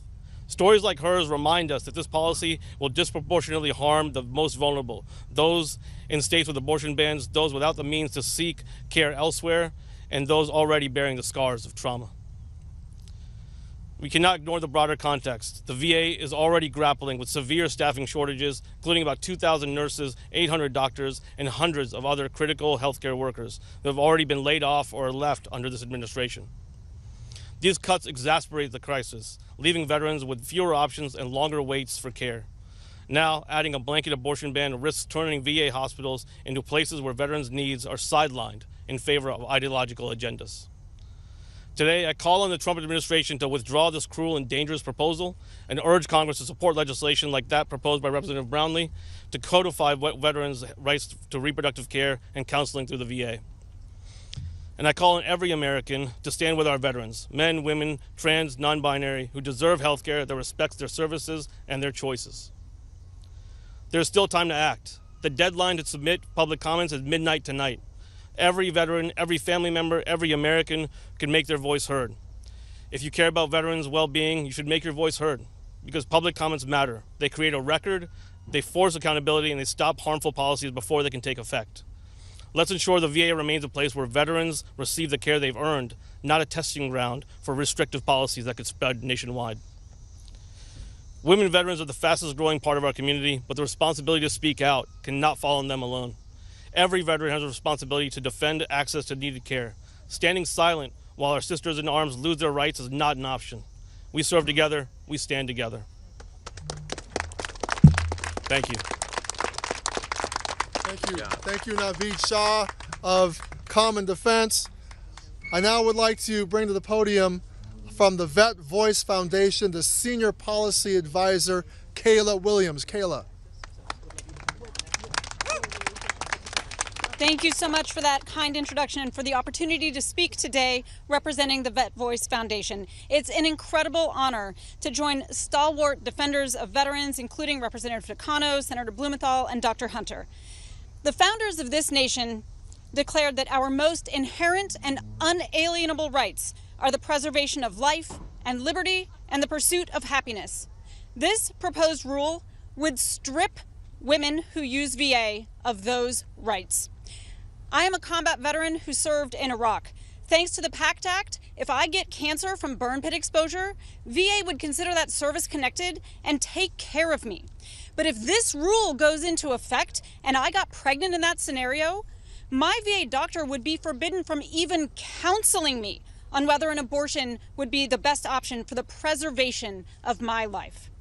I also served as director of VA Center for Women Veterans and later VA's representative on the DoD Independent Review Commission on Sexual Assault in the Military, where I heard from hundreds of women who experienced military sexual trauma. It is appalling that a military woman could be raped, leave active duty, find out she is pregnant, walk into VA and be denied the abortion she could have gotten in the military. Where is the liberty for women denied bodily autonomy? Every veteran-serving nonprofit should vigorously object to the plan to eliminate care for women veterans in this situation. I am also a mother. It is disgusting and heartbreaking that under this rule, if my teenage daughter is raped and gets pregnant, Champ VA would not provide her with abortion care. This fundamentally erases her right to the pursuit of happiness. And while Secretary Collins and his boss may not care what happens to teenage girls who have been raped, we do. We are here today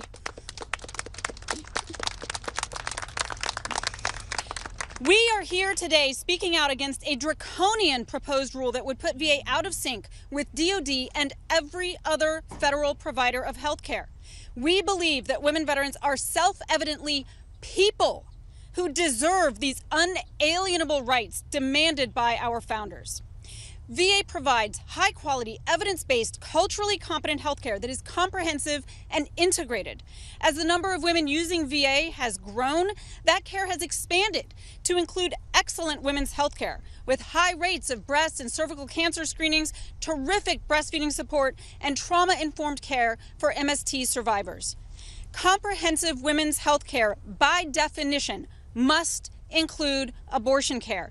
And the VA Advisory Committee on Women Veterans recommended nearly a decade ago that VA remove the exclusion on abortion in cases of rape, incest, and threat to the woman's life. Secretary McDonough made the right decision to finally implement that change in the aftermath of Dobbs. Secretary Collins is wrong to try to strip medically necessary health care from women and girls.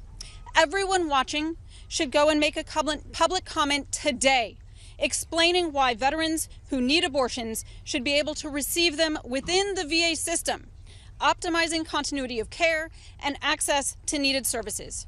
Changing this rule will harm our health, risk our lives, and damage our relationship with VA.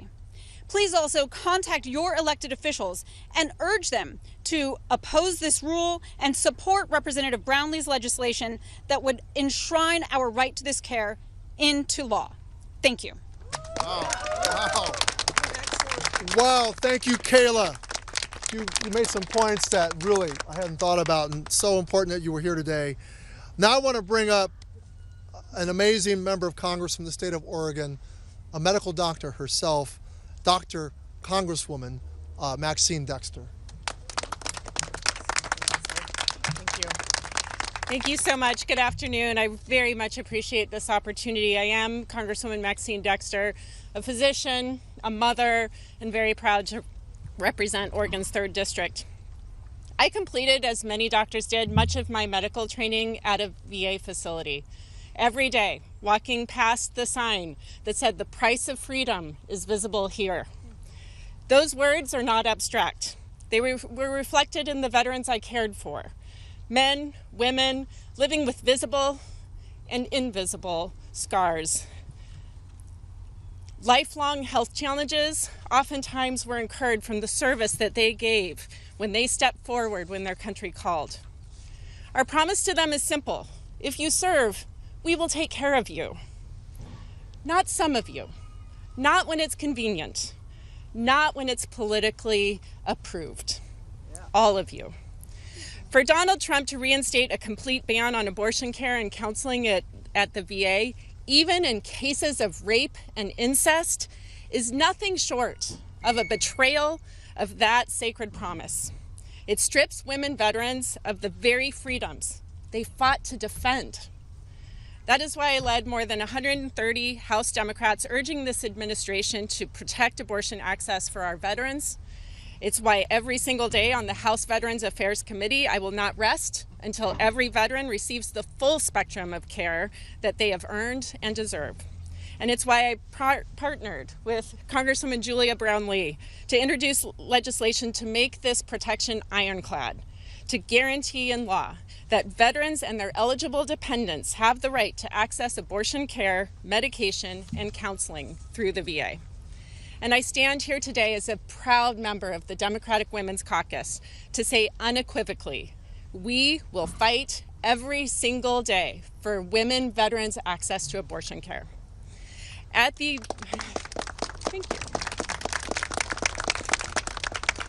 At the Democratic Women's Caucus, we know a simple truth. Freedom means little if you have no bodily autonomy. If we can't control our futures, our health, what does that mean? That's why our caucus is united in this fight. We will not stop until every servicewoman and every veteran can access the reproductive care that they need to thrive. That means safe, affordable abortion care, fertility services to grow their families, comprehensive birth control and reproductive health education, and the ability to receive that care wherever and whenever they need it. Because when we honor women veterans with the full spectrum of health care, we honor their service. When we respect their choices, we respect their sacrifice. And when we defend their freedom, we defend the very freedom that they put their lives on the line to protect. Thank you very much. Thank you. Thank you. Thank you, Dr. Maxine Dexter. I want to thank everyone. Thank you to everyone who has joined us today. It's clear from the many voices we've heard that finalizing this rule would be a disservice to our nation's veterans. Instead of trusting veterans to make the healthcare decisions that are best for them, VA is going to allow political judgment to supplant its duty to veterans. Instead of allowing veterans to discuss all their healthcare options openly and honestly with their providers, VA is deciding that the government should be in charge of making healthcare decisions, even in matters of life and death. And instead of fulfilling its duty to provide needed healthcare to veterans, VA is going to add insult to injury and refuse to acknowledge the unique and complex healthcare needs of veterans following their service to our country. I welcome anyone who believes that veterans deserve access to the full spectrum of healthcare rights they have earned in this fight. Submit a public comment today. Make your voices heard. Show the heroes who fought for our rights that we will fight for their rights. To any veterans who are watching, I hope our message is clear. We are united to protect your reproductive rights and freedoms. As a grateful nation wishing to honor your service, it is our duty to protect your health, your rights, and your freedom. And we will continue in our fight to do just that. Thank you very much.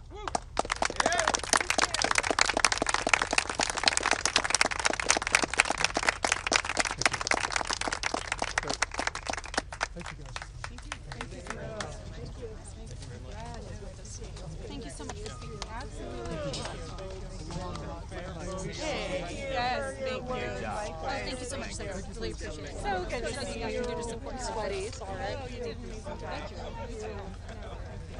Thank you. Thank you. And I was telling your staff on a different topic on October 21st, Joe and Diamond and I are going to be one of our African allies in court in May here. And we'll set it up if you're free and available to come down. We'd love to have you down. Literally, as I was walking over here, Sean called me and he was like, "We've got a date." The 369th Sustainment Brigade and Miss Deborah Willett, granddaughter of Harlem Hell Fighters Sergeant Leander Willett. Ladies and gentlemen, the Honorable Mike Johnson, Speaker of the United States House of Representatives. What a delight to see you all. To my colleagues in Congress, to officials of the U.S. Army, distinguished guests, so many in the hall today, good afternoon and welcome to the United States Capitol. The Congressional Gold Medal is the highest honor that this body can bestow upon any group or individual. Here in these halls, we take seriously our responsibility to award this honor and to show our national appreciation for the achievements and the contributions of truly great Americans. So today, pursuant to H.R. 3642, we have the great pleasure of awarding this medal to the brave heroes that we all know as the Harlem Hell Fighters.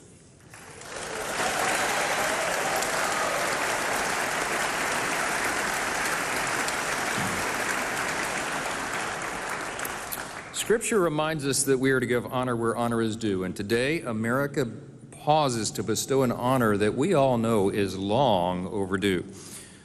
From the day President Lincoln signed his Emancipation Proclamation, opening the doors of the U.S. Army to black Americans, We know that generations of African American soldiers have answered that call to fight for freedom, whether on battlefields at home or abroad. Their nation asked them to fight, and they did, again and again, even while being denied the full measure of those freedoms here on American soil. It was in this spirit that the Harlem Hell Fighters took up arms in the First World War. They faced persistent persecution and discrimination in the ranks, but they swore an oath to preserve, protect, and defend the Constitution of the United States. And they kept that oath with their lives. Though the days of World War I are becoming a distant memory, the lessons of courage and honor and duty that we learned from these men endures to this day and beyond. To the families, friends, and admirers with us today, your nation owes you a word of special thanks. Some of you have worked years to make this day possible, to see these men receive the recognition that they so dearly deserve. They never gave up, and we are deeply grateful for that. As you know, this story is one that's been overlooked and overshadowed for far too long. But today, we right that wrong. Today, on behalf of the entire nation, we say thank you, and we give the brave men of the Harlem Hell Fighters a permanent place in the history of the United States. Thank you.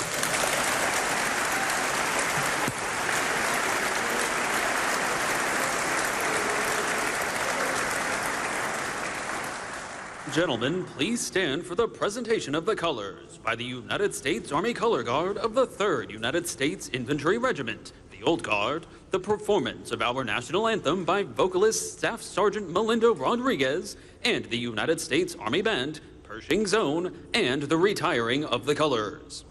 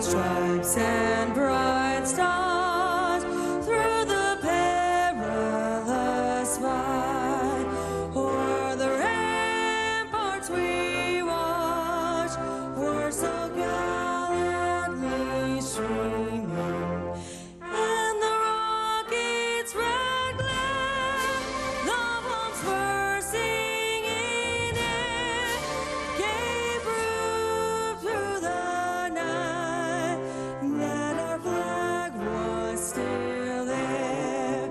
Oh, say does that star-spangled banner yet wave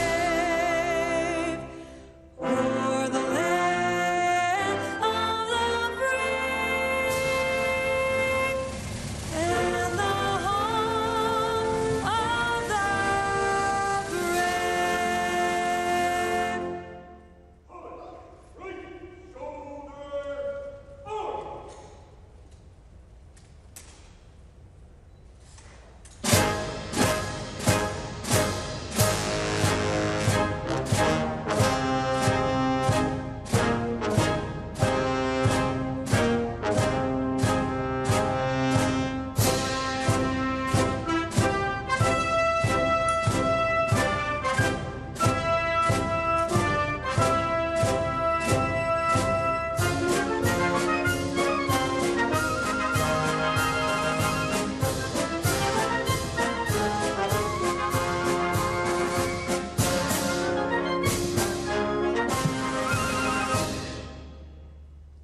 Ladies and gentlemen, please remain standing for the invocation delivered by Dr. Charles E. Hall, United States Navy, retired, President of the 369th Veterans Association.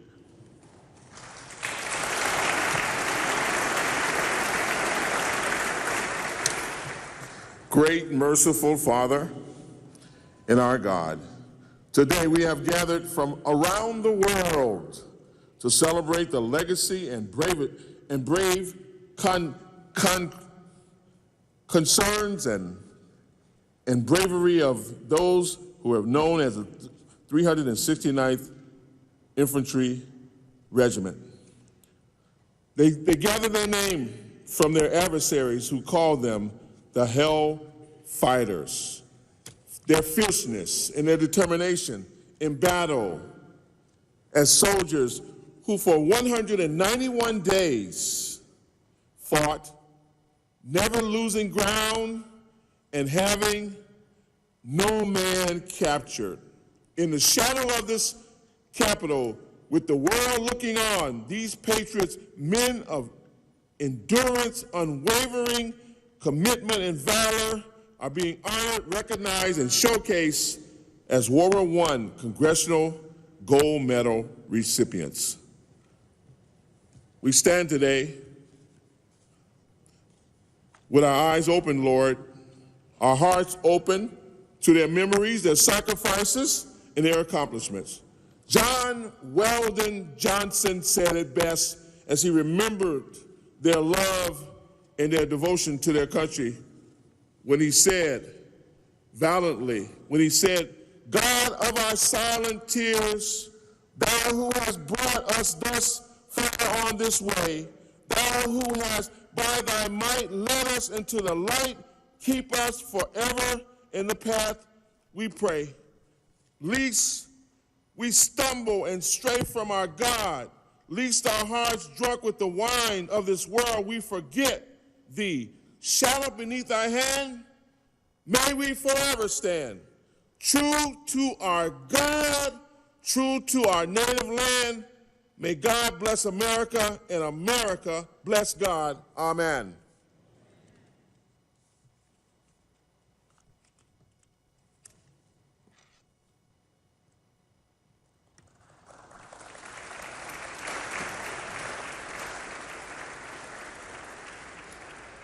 Please be seated. Ladies and gentlemen, the Honorable Thomas R. Swazi, United States Representative from the 3rd District of New York.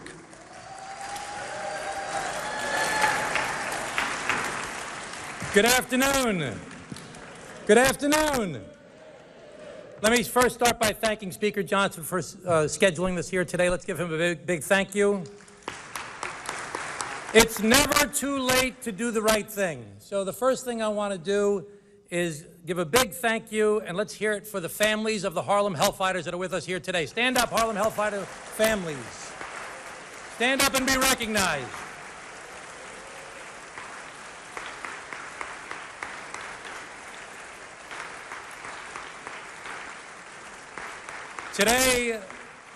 Today we honor the legacy of your fathers and grandfathers and great-grandfathers who served our nation under extreme circumstances and despite intense discrimination.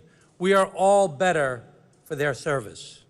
I'm so grateful to Deb Willett for bringing this to my attention, to the North Shore Historical Museum for their research and advocacy. Thank you especially to Congressman Adriana Espaillat, who represents Harlem, and Congresswoman Beatty, who was the chair of the Congressional Black Caucus back in 2021. And to all 311 of my colleagues, both Republicans and Democrats in the House, who co-sponsored this legislation, and to Senator Gillibrand and Senator Schumer, who carried it in the Senate. A special thank you also to Cindy Rogers, Sidney Harvey, Dr. Richard Harris, and Colonel Kowalski Salter. Let's give them all a big thank you. In 2019, the Willett family from Glen Cove, my hometown, told me about their grandfather, Sergeant Leander Willett, who served bravely with the Harlem Hell Fighters in World War I. Sergeant Willett was stabbed with a bayonet, he was attacked with mustard gas, and yet despite his sacrifice, he never received a Purple Heart. He died long before we could properly honor him. In 2019, I had the great privilege of presenting Sergeant Willett's daughter, Clara, with her father's long overdue Purple Heart. It was, of course, very moving.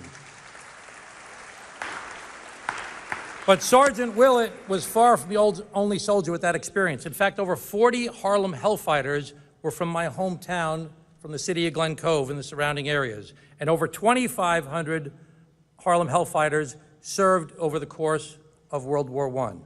With the help of Congressman Espaillat, Congresswoman Beatty, Senator Gillibrand, Senator Schumer, we did the research, we got the co-sponsors, and had this gold medal signed into law by President Biden back in 2021. When I returned to Congress in early 2024, after a brief hiatus, one of the first things I did was to write Speaker Johnson, seek him out on the floor several times, and ask him to schedule this ceremony. And finally, we are here today to say with one voice to the Harlem Hell Fighters, thank you. You will never be forgotten.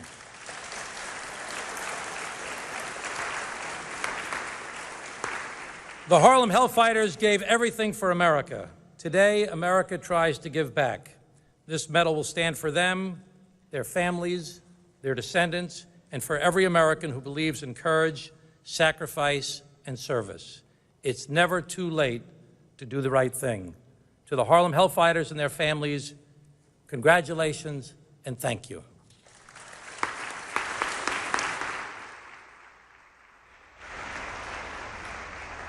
Ladies and gentlemen, the Honorable Adriano Espaillat, United States Representative from the 13th District of New York.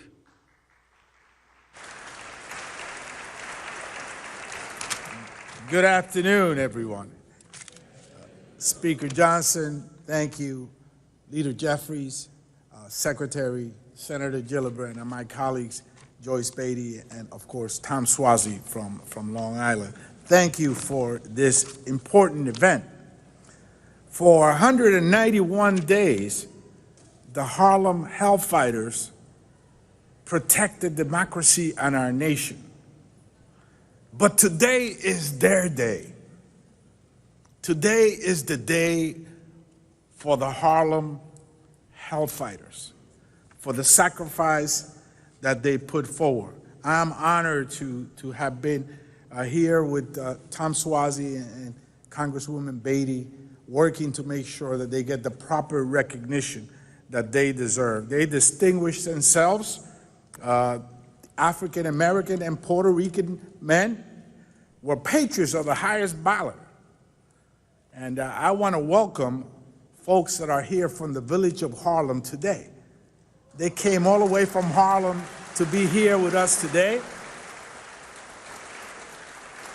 to share this special moment of the Harlem Hell Fighters, which are exemplary of the men and women of the village of Harlem that have given everything for our nation. Our government did not perhaps afford the Harlem Hell Fighters the treatment that they deserve. The French stepped in, and we want to thank the French people for allowing them the ability to protect themselves by giving them the arms during that conflict.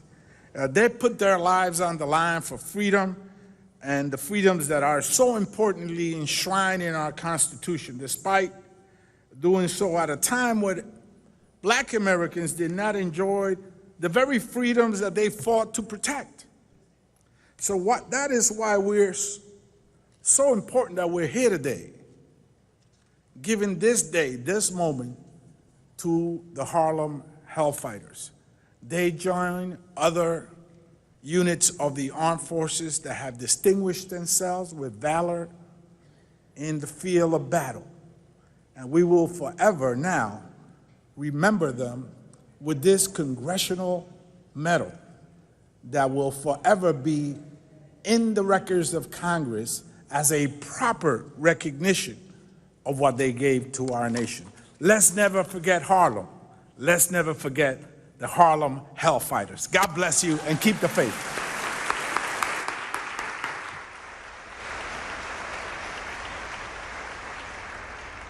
Ladies and gentlemen, the Honorable Joyce Beatty, United States Representative from the 3rd District of Ohio.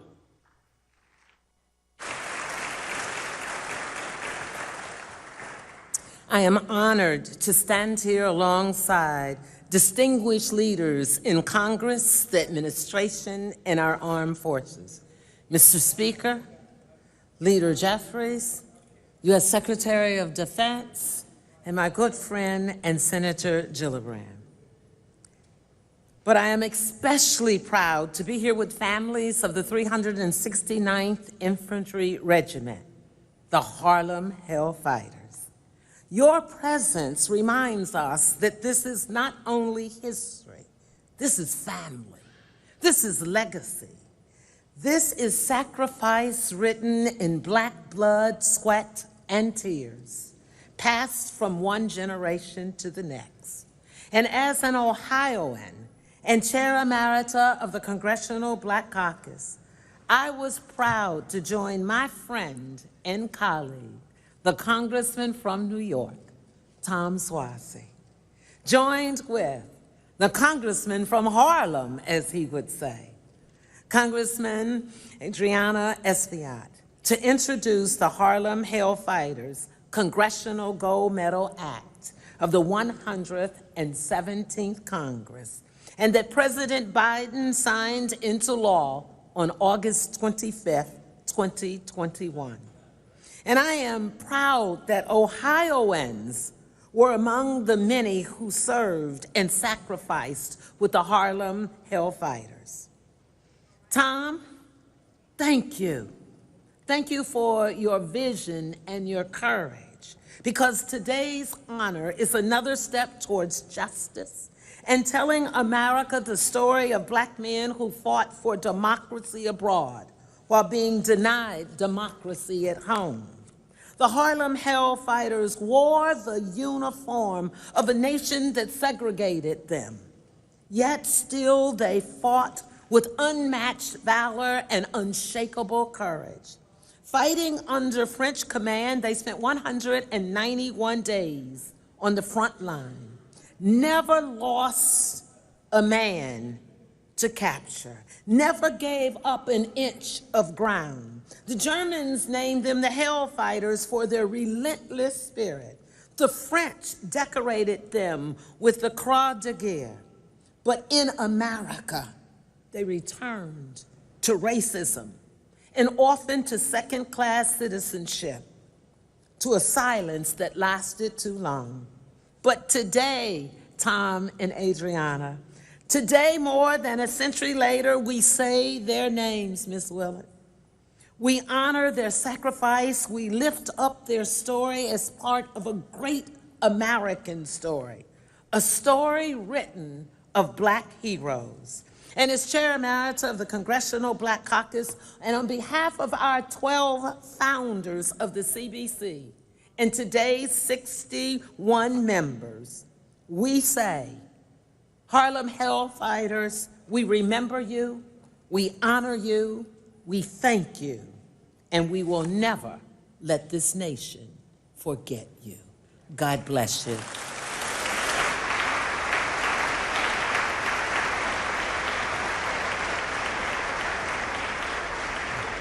Ladies and gentlemen, the Honorable Kirsten Gillibrand, United States Senator from New York.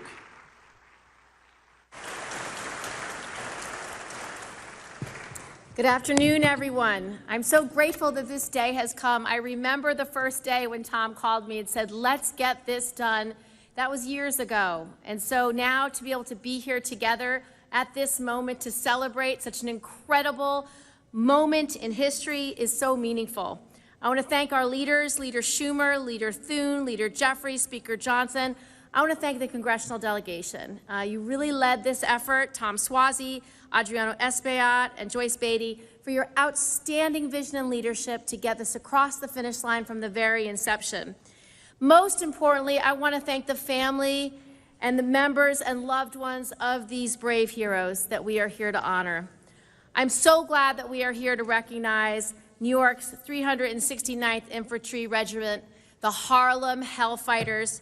While their national recognition is long overdue, Today, we rightly honor the brave men with Congress's highest expression of national appreciation for distinguished achievements, something that was so important to our nation's history, the Congressional Gold Medal. The Harlem Hell Fighters served our nation with distinction, spending months in the trenches and in combat operations where they demonstrated remarkable courage and sacrifice. Though initially assigned to just unload ships, this unit of brave warriors went on to spend more time in continuous combat than any other American unit of its size, suffering 1,400 casualties, more than any other American regiment. They fought with such determination that our French allies called them the Men of Bronze, and even their German adversaries gave them the moniker Harlem Hell Fighters.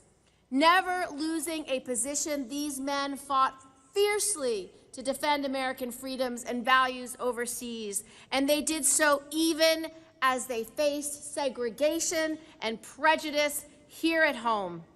Stories like that of then Private Henry Johnson remind us of the ferocity with which these brave men fought. One night, while on guard duty, Johnson came under sudden and overwhelming attack. Though gravely wounded, he refused to give an inch and he refused to yield. With literally nothing else but a field knife in his hand, he launched a fearless counterattack, engaging in hand-to-hand combat, preventing the capture of any fellow soldier and holding back enemy forces against impossible odds. That is why they are called Hell Fighters. The discrimination these men faced before deployment and after returning home cannot be outdone with this award. Still, the Congressional Gold Medal offers us a chance today to honor the bravery they showed and the sacrifices they made in service of our national values, values that they are still very much striving, all of us living up to today. I was proud to lead this in the Senate. I was proud to work with my colleagues.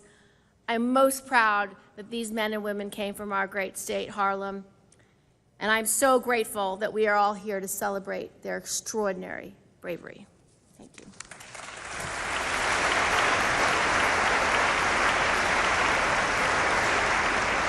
Ladies and gentlemen, the United States Army Band, Pershing Zone, performing I'm Just Wild About Harry.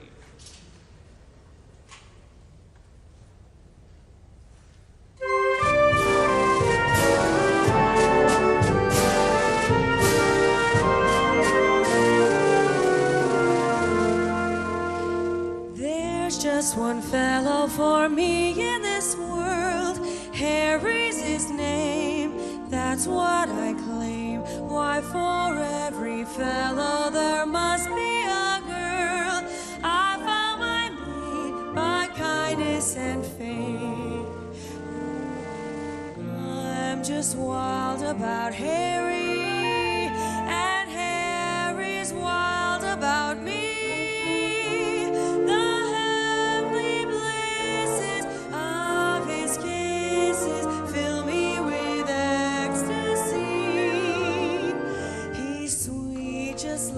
Chocolate candy, and just like honey from a bee. Oh, I'm just wild about Harry, and he's just wild about. Cannot do without. He's just wild about me. Oh, I'm just wild about Harry,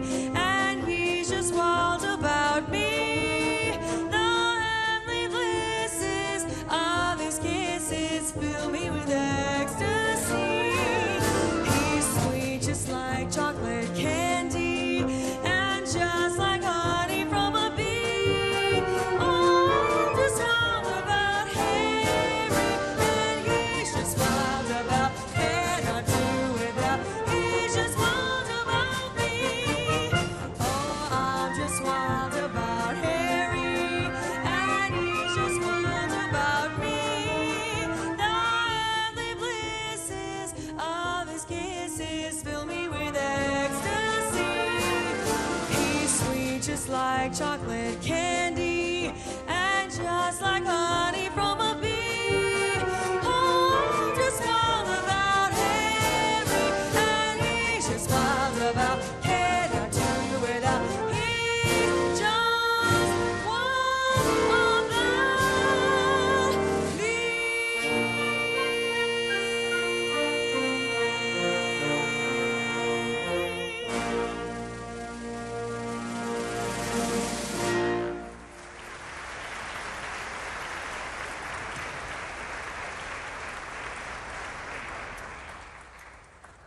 Ladies and gentlemen, the Honorable Hakeem Jeffries, Democratic Leader of the United States House of Representatives.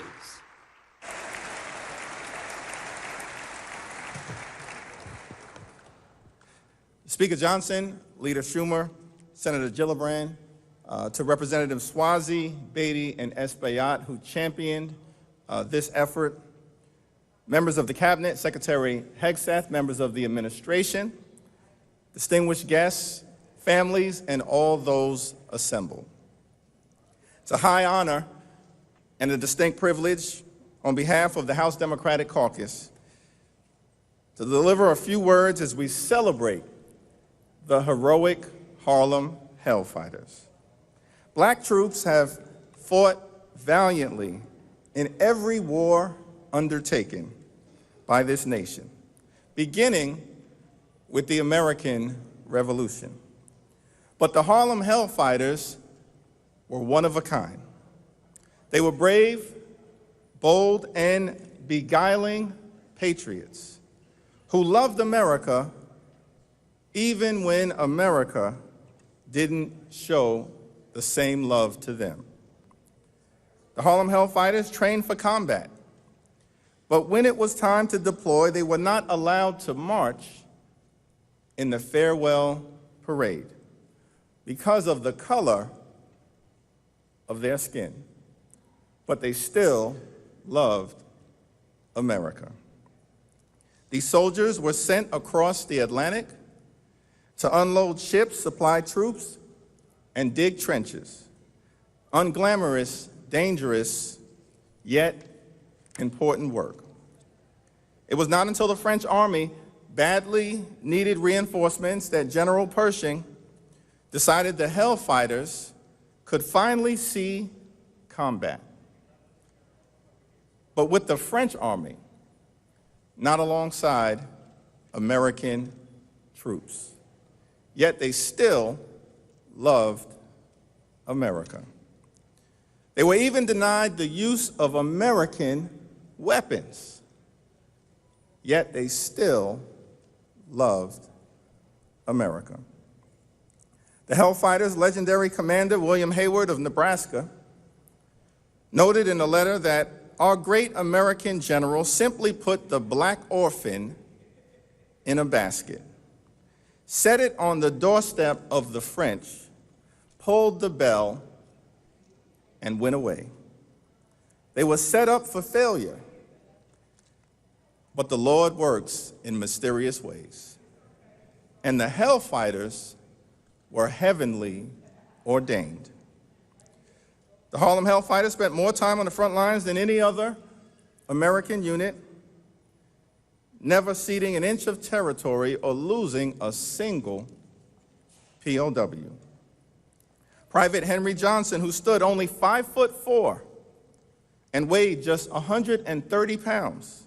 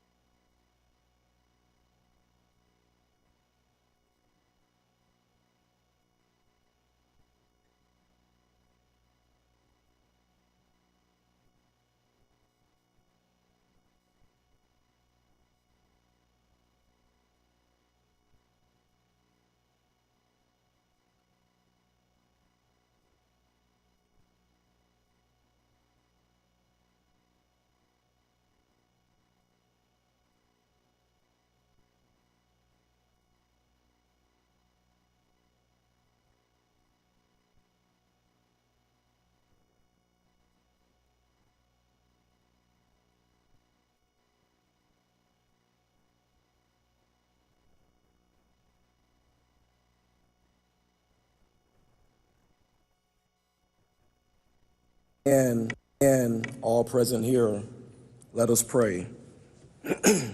From the book of Mark, verse 45, for even the Son of Man did not come to be served. He came to serve and to give his life to redeem many people. That is what the men of the 369th Infantry Regiment did during the Great War.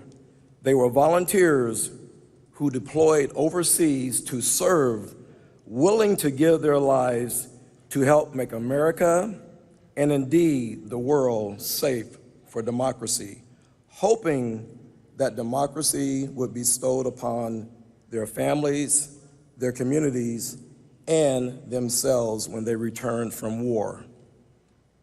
And I, oh God, believe that the men of the 369th Infantry Regiment would give us permission today to share this Congressional Gold Medal honor with the other 200,000 African Americans who served overseas during the Great War.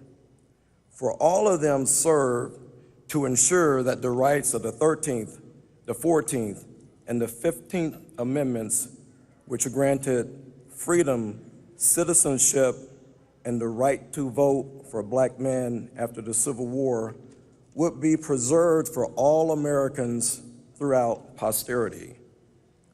Similar to Psalms 118:22, the stone which the builders rejected as worthless turned out to be the most important of all. In other words, the 369th, which was rejected by the American Expeditionary Forces, turned out to be the longest-serving U.S. Army regimental-sized unit on the front lines. They ultimately turned out to be one of the most decorated American regiments in the American Expeditionary Force, and arguably today, they are one of the most known regiments in American military history. They planted the seeds of Executive Order 9981, which led to the integration of the armed forces beginning in 1948, and they also planted the seeds for the modern-day civil rights movement of the 1950s and the 1960s. So may God bless the Harlem Hell Fighters, whose blood still flows through the veins of their descendants in this very room today. May God bless all 4 million American soldiers who served during World War I, 2 million overseas in the American Expeditionary Force, and almost 2 million more on their home front. And may God continue to bless America.